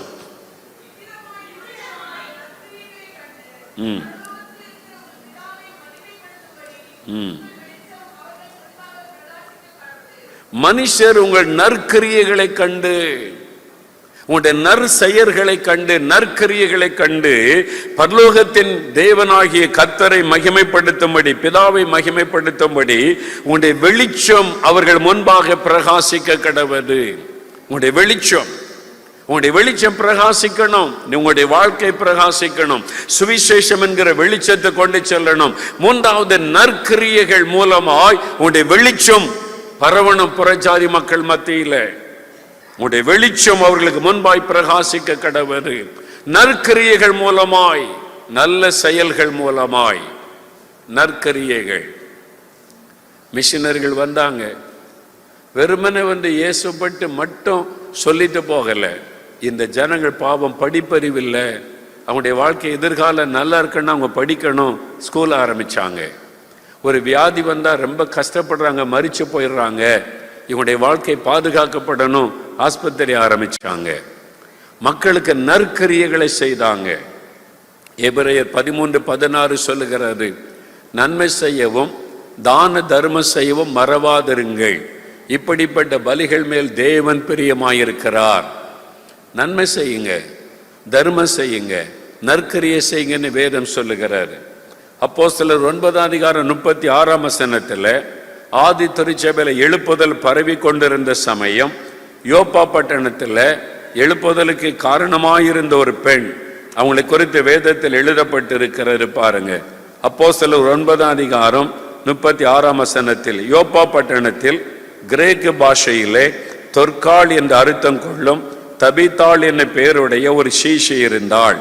அவள் நற்கிரியைகளையும் தர்மங்களையும் மிகுதியாய் செய்து கொண்டு வந்தாள். தொற்காள், நற்கிரியைகள், தான தர்மங்கள் அவள் மிகுதியாய் செய்து கொண்டு வந்தாள். அதனால தான் அவள் மரித்த போது விதவைகள்லாம் அழுகிறாங்க பேதுருகிட்ட, இவங்க எவ்வளவு எங்களுக்கு உதவி செய்திருக்கிறாங்க, இவங்களால தான் நாங்கள் இயேசுவை அறிந்து கொண்டோம், இவங்க எவ்வளவு நல்ல காரியங்களை எங்களுக்கு செய்திருக்கிறாங்க, அவங்க இன்னும் கொஞ்ச நாள் உயிரோடு இருந்த ஆண்டவருடைய நாம மகிமைப்படுமே, இன்னும் நிறைய பேருக்கு நன்மை செய்வாங்களே நீ அழுததுனாலதான் பேதுருக்குள்ள அவங்களுக்காக ஜெபிக்கணும் என்கிற பாரம் உண்டானது. இவங்க தேவனுடைய ராஜ்யத்திற்கு பிரயோஜனமானவர்கள், இவங்க தேவ சித்தத்தை நிறைவேற்றுகிறவர்கள், தேவனுடைய ராஜ்யத்தை கட்டி கொண்டிருக்கிற ஒரு பெண் இந்த தொற்காள், ஆண்டவருடைய விருப்பத்தை நிறைவேற்றி கொண்டிருக்கிற தொற்காள். இவங்க உயிரோடு இருந்தால் இன்னும் இயேசுவின் நாமம் மகிமைப்படும், ஆண்டவருடைய வெளிச்சம் இந்த பட்டணத்திலே பரவும். ஆகவே அவர்கள் உயிரோடு எழும்ப வேண்டும் என்ற ஒரு பாரம் பேதுருக்குள்ளே வந்தது. ஆகவேதான் அவர் ஆண்டவரோடு பேசுகிறார், ஆண்டவரோடு பேசி தபித்தாளை எழும்பும்படி செய்கிறார். நம்ம நற்கிரியைகள் எவ்வளவு பேருக்கு, எத்தனை பேருக்கு நன்மை செய்திருக்கிறீங்க? ஒவ்வொரு கிறிஸ்தவர்களும் கவனிங்க, சம்பளத்தில் ஒரு தசமபாகம் சர்ச்சை கொடுக்கணும், ஒரு தசமபாகம் கர்த்தருக்கு ஒரு இது சர்ச்சை கொடுக்கணும் சபை ஊழியங்களுக்கு, இன்னொரு தசமபாகம் ஏழைகளுக்கு, பாதிக்கப்பட்ட மக்களுக்கு. உங்களால் முடிந்த உதவிகளை உங்கள் இருக்கிற இடத்துல நீங்கள் செய்வார். இங்கே நிறைய வாலிபர்கள் பெண் பிள்ளைகளாக இருக்கீங்க, வேலை தேடி கொண்டிருப்பீங்க, படித்து முடிச்சுட்டேன் வேலை தேடி கொண்டிருக்கிறேன் அப்படி சொல்கிறாங்க, கை வைத்துங்க. உயர்த்த மாட்டீங்களா? இப்போ பிரதர் ஏதோ ஒரு உயர்த்த சொல்ல நீ பயந்துக்கிட்ட உயர்த்துறது இல்லை, எதாவது கேட்டால் உயர்த்துட்டா ஏதாவது மாட்டி விட்டுருவார் அப்படின்னு சொல்லி ஒரே ஒரு தம்பி தான் உயர்த்துறான், இங்கே கொஞ்சம் பேர் உயர்த்துறான். இன்னும் யாராவது இருக்கீங்களா? நீங்கள் உயர்த்தினா உங்களுக்கு வேலை கிடைச்சிட உடனே, அப்படி இல்லைன்னா உங்களுக்கு கிடைக்காது. அதனால ஒழுங்காக உயர்த்திருங்க ஆண்டோடைய சமூகத்தில். வேலை தேடி கொண்டிருக்கிறேன் பிரதர், எனக்கா ஜெபிங்கன்ற கை வைத்துங்க. இப்போ தான் கொஞ்சம் உயருது. சரி, நீங்கள் வேலை தேடி கொண்டிருக்கிறீங்க. இந்த சமயத்தில் படித்து முடித்தவங்க நீங்கள் இயேசுவுக்காக ஏதாவது செய்யணும். என்ன செய்யலாம் அப்படின்னு நினச்சிங்கன்னா, உங்கள் தெருவில் விளையாடி கொண்டிருக்கிற 10 பிள்ளைகளை கூப்பிட்டு டியூஷன் எடுங்க. தினம் ஒரு 2 மணி நேரம் பாடம் சொல்லி கொடுங்க. எத்தனை பிள்ளைகளுக்கு பணம் கொடுத்து டியூஷன் வைக்க முடியாத ஏழை குடும்பம் இருக்கிறாங்க. நீங்கள் உங்கள் வீட்டுக்கு கூப்பிட்டு ஒரு 5 பிள்ளைகள் 10 பிள்ளைகளுக்கு 2 மணி நேரம் படிக்க சொல்லி கொடுங்க. நற்கரியை செய்யுங்க. அந்த பெற்றோர் உங்களை எவ்வளோ சந்தோஷப்படுவாங்க தெரியுமா? ரொம்ப மகிழ்ச்சி அடைவாங்க. அந்த பேரண்ட்ஸே உங்களை வாழ்த்துவாங்க, உங்களுக்கு வேலை கிடைச்சிரும், ஆண்டவர் உங்களை ஆசீர்வதிப்பார். சும்மா இருக்கக்கூடாது. கிறிஸ்தவங்க படிச்சுட்டு என்ன செய்கிற, சும்மா இருக்கிறேன், நான் சும்மா இருந்தால் சம்திங் ராங் சொல்லிடுவேன். வேலை தேடிக்கிட்டு இருக்கேன், வேலை செய். ஏதாவது என்ன வேலை தேடுற? நான் இன்னும் படிச்சிருக்கேன், இந்த மாதிரி வேலை தேடுறேன். அப்போ சின்ன வேலை கிடைச்சா செய்ய மாட்டீங்களா? என்ன கிடைச்சாலும் செய்யுங்க.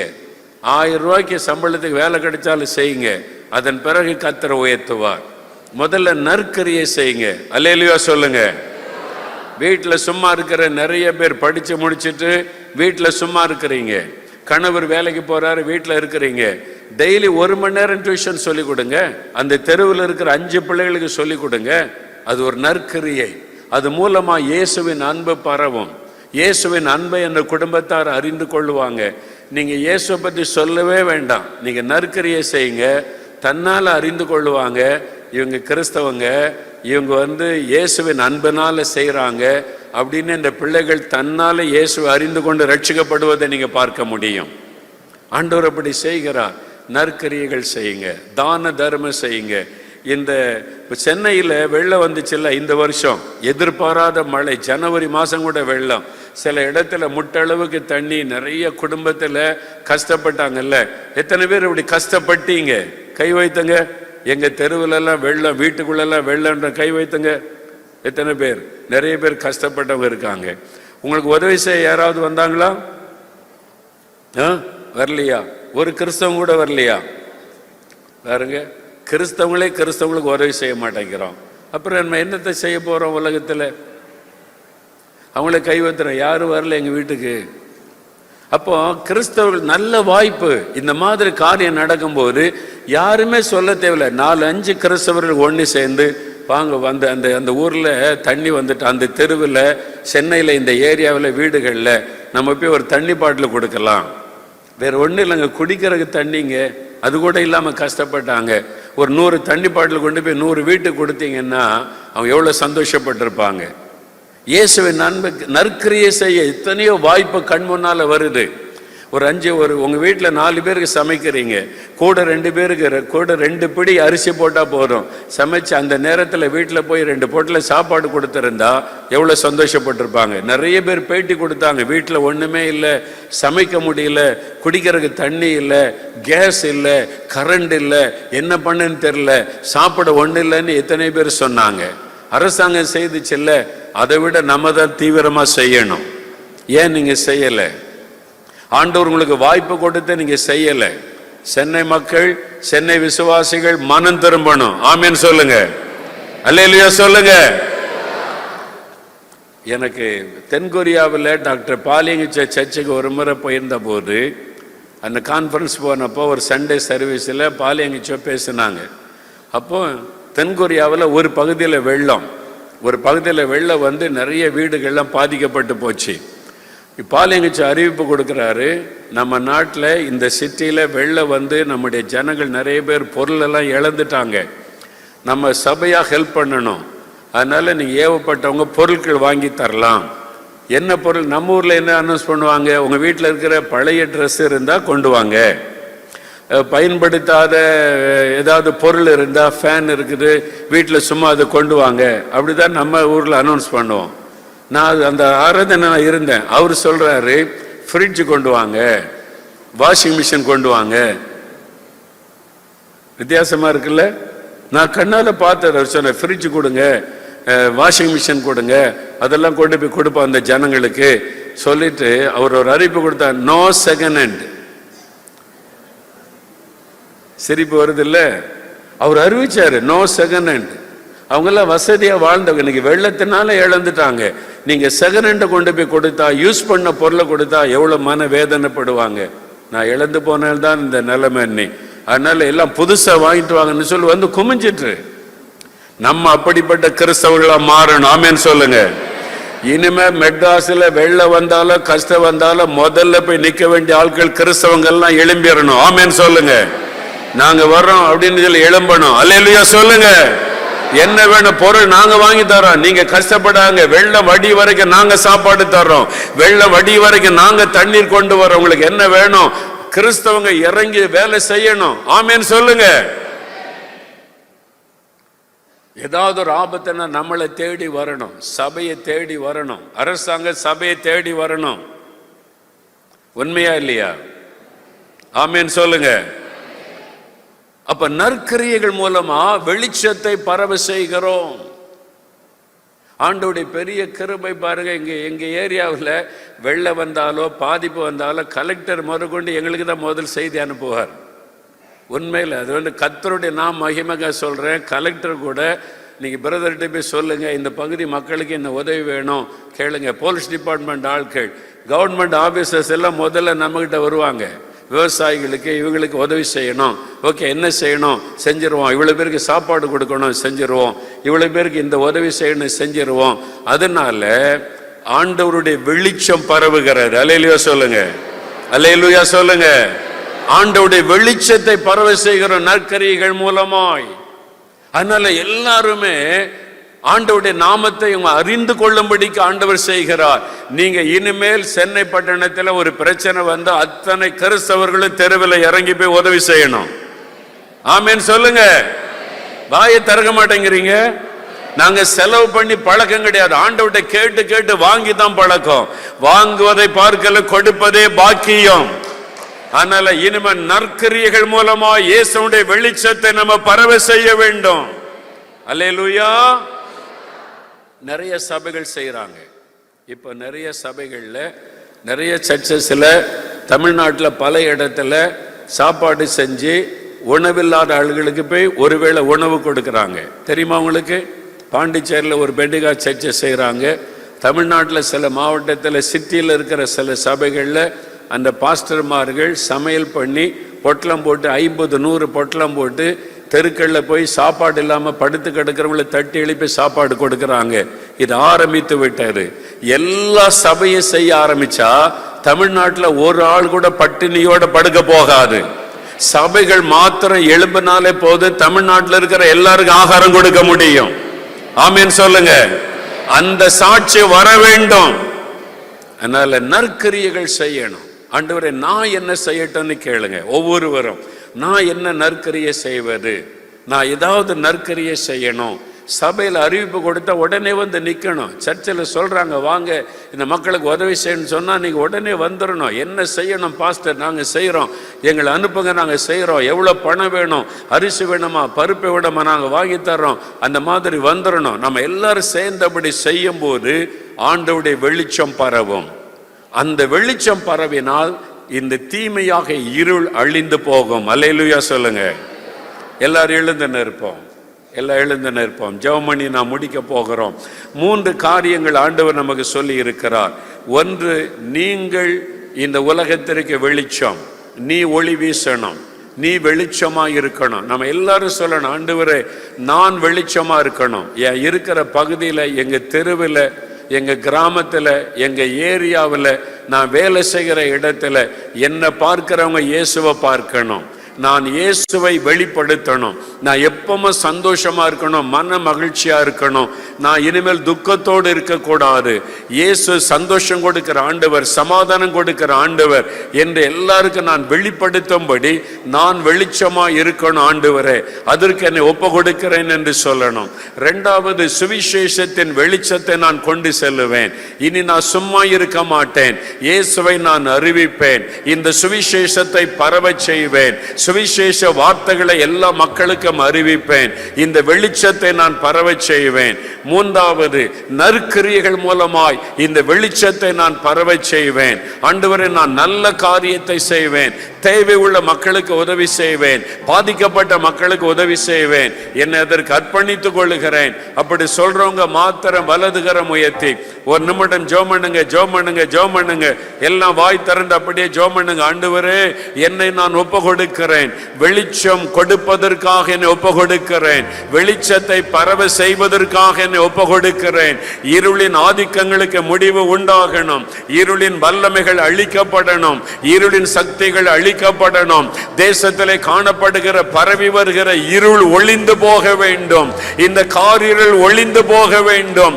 அதற்காக நானே வெளிச்சமாக இருப்பேன், நான் வெளிச்சம் கொடுக்கிற மகனாக மகளாக இருப்பேன். நான் வேலை செய்கிற இடத்துல நான் உமக்கு ஒளியாக இருப்பேன். நான் வசிக்கிற கிராமத்தில், தெருவில், எங்க வீதியில நான் வெளிச்சமாய் இருப்பேன். அதற்காக என்னை ஒப்பு கொடுக்கிறேன். ஆண்டவரே என் சுபாவங்கள் மாறட்டும், என் குணங்கள் மாறட்டும். ஆண்டவரே எப்பொழுது நான் மகிழ்ச்சியாக இருந்து இயேசுவின் வெளிச்சத்தை நான் பரவச் செய்வதற்கு என்னை ஒப்பு கொடுக்கிறேன். ஆண்டவரே அப்படி சொல்லுங்க, சொல்லுங்க, ஜெபம் பண்ணுங்க, ஜெபம் பண்ணுங்க. சுவிசேஷத்தை நான் அறிவிப்பேன். ஆண்டவரே சுவிசேஷத்தின் ஒளியை நான் பரவச் செய்வேன். உம்முடைய வசனத்தின் வெளிச்சத்தை எல்லா மக்களுக்குள்ளும் கொண்டு செல்லுவேன். என்னை அதற்காக அர்ப்பணித்துக் கொள்ளுகிறேன். குடும்பமாய் போய் நான் ஊழியம் செய்வேன், குடும்பமாய் போய் சுவிசேஷத்தை நான் அறிவிப்பேன். அதற்காக என்னை ஒப்பு கொடுக்கிறேன். சுவிசேஷத்தின் ஒளியை சென்னை பட்டணம் முழுவதில் நான் பரவச் செய்வேன். அதற்காக என்னை அர்ப்பணித்துக் கொள்ளுகிறேன் என்று சொல்லுங்கள். நற்கரியை செய்வேன் ஆண்டவரே, நல்கிரியை செய்வேன், தேவை உள்ள மக்களுக்கு உதவி செய்வேன், இயேசுவின் அன்பை நான் வெளிப்படுத்தி காண்பிப்பேன். அதற்காக என்னை ஒப்பு கொடுக்கிறேன், அதற்காக என்னை ஒப்பு கொடுக்கிறேன் ஆண்டவரே. அப்படி ஒப்பு கொடுக்கிறவங்க வலதுகரம் உயர்த்தி ஒரு நிமிடம் நீங்களே ஜெபிக்கணும், நீங்களே ஜெபிக்கணும். நான் இந்த இருள் விலகணும், தேசத்தை விட்டு காரிருள் ஒளியணும், கர்த்தருடைய வெளிச்சம் இந்த பட்டணத்தில் பிரகாசிக்கணும், சென்னை பட்டணமே பிரகாசிக்கணும். இங்க இருக்கிற அத்தனை கிறிஸ்தவர்களை ஒளி வீச ஆரம்பிச்சா சென்னைக்குள்ள இருளின் ஆதிக்கம் செயல்படவே செயல்படாது. இருளின் ஆதிக்கங்கள் ஒளிந்து விடும், சாத்தானுடைய கிரியைகள் முடக்கப்பட்டு விடும். அதற்கு நான் ஒளி வீசுவேன். எல்லாரும் சொல்லுங்க, அவங்கவுங்க சென்னை பட்டணம் முழுதும் இருக்கிற அத்தனை கிறிஸ்தவர்களை ஒளி வீச ஆரம்பித்தால் சென்னையில் இருக்கிற இருளின் ஆதிக்கங்கள் ஒளிந்து போகும். நீங்களே ஜெபம் பண்ணுங்க, ஜெபம் பண்ணுங்க, ஆண்டவரோட பேசுங்க. நான் ஒளி வீசணும் ஆண்டவரே, வெளிச்சம் கொடுக்கணும். தேங்க்யூ லார்ட், உமக்கு நன்றி. இனிமேல் வாரத்தில் ஒரு நாள் அல்லது மாதத்தில் ஒரு நாள் குடும்பமாய் நாங்கள் ஃபேமிலியாக என் பிள்ளைகளோட, என் கணவர், என் மனைவி, பிள்ளைகளோட ரட்சிக்கப்பட்ட நாங்கள் குடும்பமாக போய் ஒரு மணி நேரம் அல்ல 2 மணி நேரம் சுவிசேஷத்தை நான் அறிவிப்பேன். கைப்பிரதி கொடுக்கிறதின் மூலம். எனக்கு பேச தெரியாது, ஒரு டிராக்ஸ் கொண்டு போய் கொடுப்பேன். ஒரு வசனத்தை எழுதி வைத்து போர்டில் வைத்து கொண்டு ரோட்டில் நிற்பேன். வசனத்தை போர்டில் எழுதி வச்சு ரோட்டில் நிற்பேன். நான் இந்த வசனத்தை மக்கள் வாசிக்கட்டும்னு சொல்லி, ஆண்டவரே நான் ஊழியம் செய்வேன் குடும்பமா. எத்தனை பேர் ஒப்பு கொடுக்குறீங்க? அப்படிப்பட்ட வல்லதுகரம் வைத்தங்க. எத்தனை பேர் ஒப்பு கொடுக்குறீங்க? இன்னைக்கு ஒரு தீர்மானம், ஆண்டவரே நாங்கள் இனி குடும்பமா சுவிசேஷத்தை அறிவிப்போம், இயேசுவை மற்றவர்களுக்கு சொல்லுவோம்.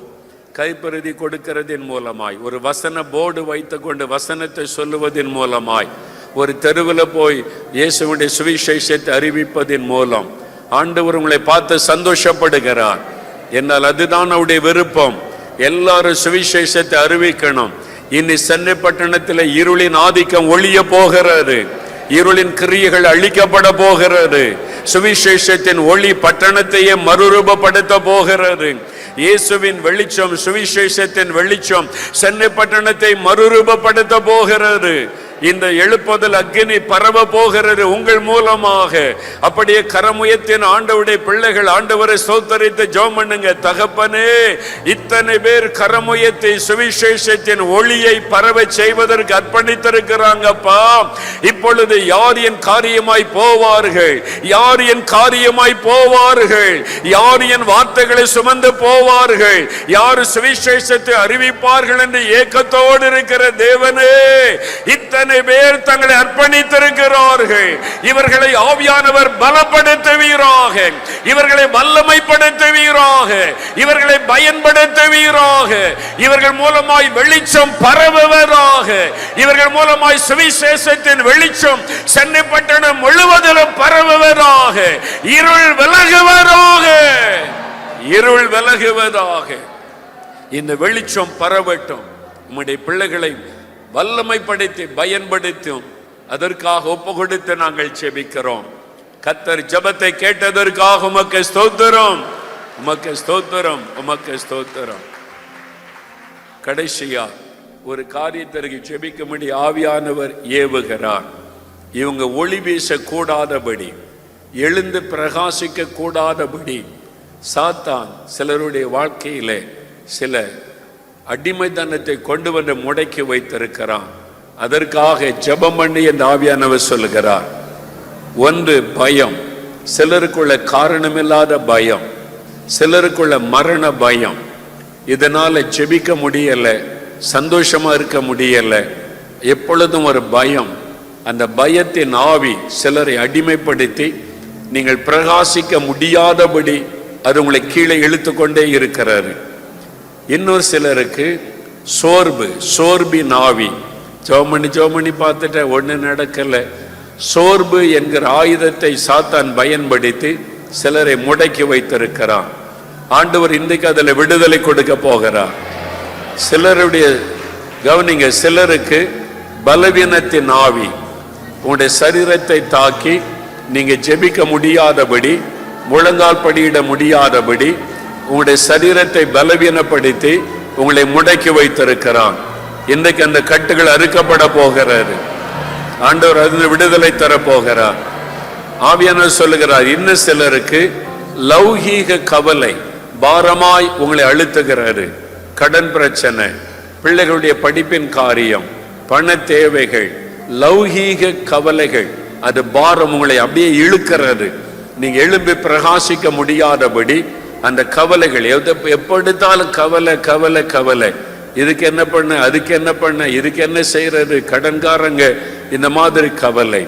ஆண்டவர் சொல்லுகிறார், என் பிள்ளைகள் ஒளி வீச கூடாதபடி முடக்கி வைத்திருக்கிற சாத்தானுடைய இந்த கட்டுகள் இன்றைக்கு அறுக்கப்பட வேண்டும். பயங்கள் விலக வேண்டும், சோர்வு விலக வேண்டும், பலவீனத்தின் கட்டுகள் அறுக்கப்பட வேண்டும். இந்த லௌகீக கவலைகள் எல்லாம் மாற வேண்டும். இன்று முதல் அவருடைய ஆவிக்குரிய வாழ்க்கை மாற வேண்டும். அதற்கு தான் ஆண்டவர் நம்மத்தில் இன்னைக்கு பலமாய் தம் ஆவியை ஊற்ற போகிறார். இது ஒரு விடுதலையின் நேரம். இது நீங்கள் விடுதலை பெற்றுக் கொள்ளுகிற நேரம். நீங்கள் எழுந்து பிரகாசிக்க கூடாதபடி உங்களை முடக்கி வைத்திருக்கிற சாத்தானுடைய கட்டுகள் அறுக்கப்படுகிற ஒரு நேரம். பயத்தின் ஆவி விலக போகிறது, பலவீனப்படுத்துகிற ஆவி விலக போகிறது, சோர்வின் ஆவிகள் விலக போகிறது. இந்த கவலையை கொண்டு வந்து முடக்கி இருக்கிற சாத்தானுடைய கிரியைகள் இன்றைக்கு அழிக்கப்பட போகிறது. ஆண்டவருடைய வல்லமை இறங்கி கொண்டிருக்கிறது. தகப்பனே, உம்முடைய வார்த்தையின்படி இவர்களுக்காக நான் ஜெபிக்கிறேன். உம்முடைய வார்த்தையின்படி நான் இப்பொழுது ஜெபம் பண்ணுகிறேன். ஹல்லேலூயா, ஹல்லேலூயா, ஹல்லேலூயா. உண்மையாகவே இந்த மாதிரி ஒரு பாரம் என்னை அழுத்துகிறது. நான் எழும்பி பிரகாசிக்க முடியாதபடி, ஜெபத்திலே வளர முடியாதபடி, சாட்சியா இருக்க முடியாதபடி, ஆண்டவருடைய நாமத்தை மகிமைப்படுத்த முடியாதபடி இவைகள் தான் என்னை அடிமைப்படுத்தி கீழே இழுத்து கொண்டே இருக்கிறது. என்னால எழும்பி வர முடியவில்லை. எனக்கு ஒரு விடுதலை வேண்டும். இந்த பயத்திலிருந்து, சோர்விலிருந்து, இந்த பலவீனத்திலிருந்து, இந்த கவலையிலிருந்து விடுதலை வேண்டும். அப்படி சொல்றவங்க வலதுகரம் உயர்த்துங்க. அவங்க மாத்திரம் வலதுகரம் உயர்த்துங்க. ஆவியானவர் சொல்லுகிறார், ஆவியானவர் எங்கோ அங்கே விடுதலை. இப்பொழுது ஆண்டவருடைய வல்லம் உங்க மேல இறங்கும் பொழுது கட்டுகள் அறுக்கப்படும். பயங்கள் தானாக விலகி போகும். பயத்தின் ஆவிகள் விலகும். சோர்வின் ஆவிகள் விலகும். பலவீனப்படுத்துகிற ஆவிகள் உங்களுடைய சரீரத்தை பலவீனப்படுத்தி வியாதியின் கட்டுக்குள்ளே வைத்திருக்கிற ஆவிகள் விலகும். தீர்க்க முடியாத வியாதிகள் இன்றைக்கு விலகும். உங்களுடைய கவலைகள் விலகும். அதற்காக ஆண்டவருடைய வல்லமை இறங்கி கொண்டிருக்கிறது. இப்பொழுது இப்பொழுது இப்பொழுது ஒவ்வொருவர் மீதும் கர்த்தருடைய ஆவியானுடைய வல்லமை இறங்கி கொண்டிருக்கிறது. விடுதலையின் வல்லமை இறங்கி கொண்டிருக்கிறது. கட்டுகள் அறுக்கப்பட்டு கொண்டிருக்கிறது. நசரேயனாகிய இயேசுவின் நாமத்தினாலே, இயேசு கிறிஸ்துவின் நாமத்தினாலே பயத்தின் ஆவிகள் விலகுவதாக. பயத்தின் ஆவிகள் விலகுவதாக. சோர்வின் ஆவிகள் விலகுவதாக. அந்த கட்டுகள் அறுக்கப்படுவதாக. பலவீனப்படுத்துகிற ஆவிகள், சரீரத்தை பலவீனப்படுத்தி முடக்கி வைத்திருக்கிற ஆவிகள் இயேசுவின் நாமத்தில் விலகுவதாக. நோய்களை கொண்டு வருகிற ஆவி, வியாதியை கொண்டு வந்து முடக்கி வைத்திருக்கிற ஆவிகள் இயேசு கிறிஸ்துவின் நாமத்தில் விலகுவதாக. கவலைகள் கவலைகள் பாரங்களை கொண்டு வந்திருக்கிற ஆவிகள் விலகுவதாக. ஒவ்வொருவருடைய சரீரத்திலும், அவருடைய ஆத்துமாவிலும், அவருடைய ஆவியிலும் இயேசு கிறிஸ்துவின் நாமத்தில் விடுதலை உண்டாகட்டும். உம்முடைய வல்லமை இறங்குகிறதற்காய் நன்றி. கர்த்தருடைய வல்லமை இறங்குகிறது. கர்த்தருடைய அக்கினி இறங்குகிறது. கட்டுகள் அறுக்கப்பட்டு கொண்டிருக்கிறது. இன்றைக்கு ஒரு விடுதலையின் நாள். நீங்கள் எழும்பி பிரகாசிக்க போகிறீர்கள். நீங்கள் எழும்பி பிரகாசிக்க போகிறீர்கள். அந்த கட்டுகள் அறுக்கப்படுகிறது. இயேசுவின் நாமத்தினாலே அந்த கட்டுகள் அறுக்கப்படுவதாக. சத்துருடைய கிரியைகள் அழிக்கப்படுவதாக. விடுதலை உண்டாவதாக. விடுதலை உண்டாவதாக. கர்த்தர் கொடுக்கிற விடுதலைக்காக நன்றி. உமக்கு நன்றி. ஆண்டவருடைய பலத்த வல்லமை உங்களை தொட்டு இருக்கிறாரு. இன்றைக்கு உங்களுக்கு ஒரு விடுதலை தேவன் கொடுத்து விட்டார். இனி நீங்கள் எழும்பி பிரகாசிக்க போறீங்க. உங்களுடைய வெளிச்சம் பலமாய் வீச போகிறது. இருளின் ஆதிக்கங்கள் ஒளிகிறது. கொள்ள நோய் ஒளிகிறது இயேசுவின் நாமத்தினாலே. அந்த இருளின் வல்லமைகள் அழிக்கப்பட்டு போனது. கர்த்தருக்கு ஸ்தோத்திரம். தகப்பனே, அருமையான இந்த பிள்ளைகள் ஒளி வீசுவதற்காக தெரிந்து கொள்ளப்பட்டவர்கள். நீங்கள் எழும்பி பிரகாசியுங்கள். கர்த்தருடைய ஒளி வந்தது என்ற வார்த்தையின்படி இனிமேல் இந்த பட்டணத்திலே இருளின் ஆதிக்கங்கள் முடக்கப்படுகிறதற்காய் ஸ்தோத்திரம். அழிக்கப்பட போகிறதற்காய் ஸ்தோத்திரம். உம்முடைய பிள்ளைகள் எழுந்து பிரகாசிக்க போகிறதற்காய் ஸ்தோத்திரம். தடைகளை எல்லாம் கர்த்தர் உடைத்து போட்டு அன்பிற்காக ஸ்தோத்திரம், ஸ்தோத்திரம், ஸ்தோத்திரம். உமக்கே மகிமை செலுத்துகிறோம். இயேசு கிறிஸ்துவின் நாமத்தில் ஜெபிக்கிறோம் பிதாவே. ஆமென், ஆமென்.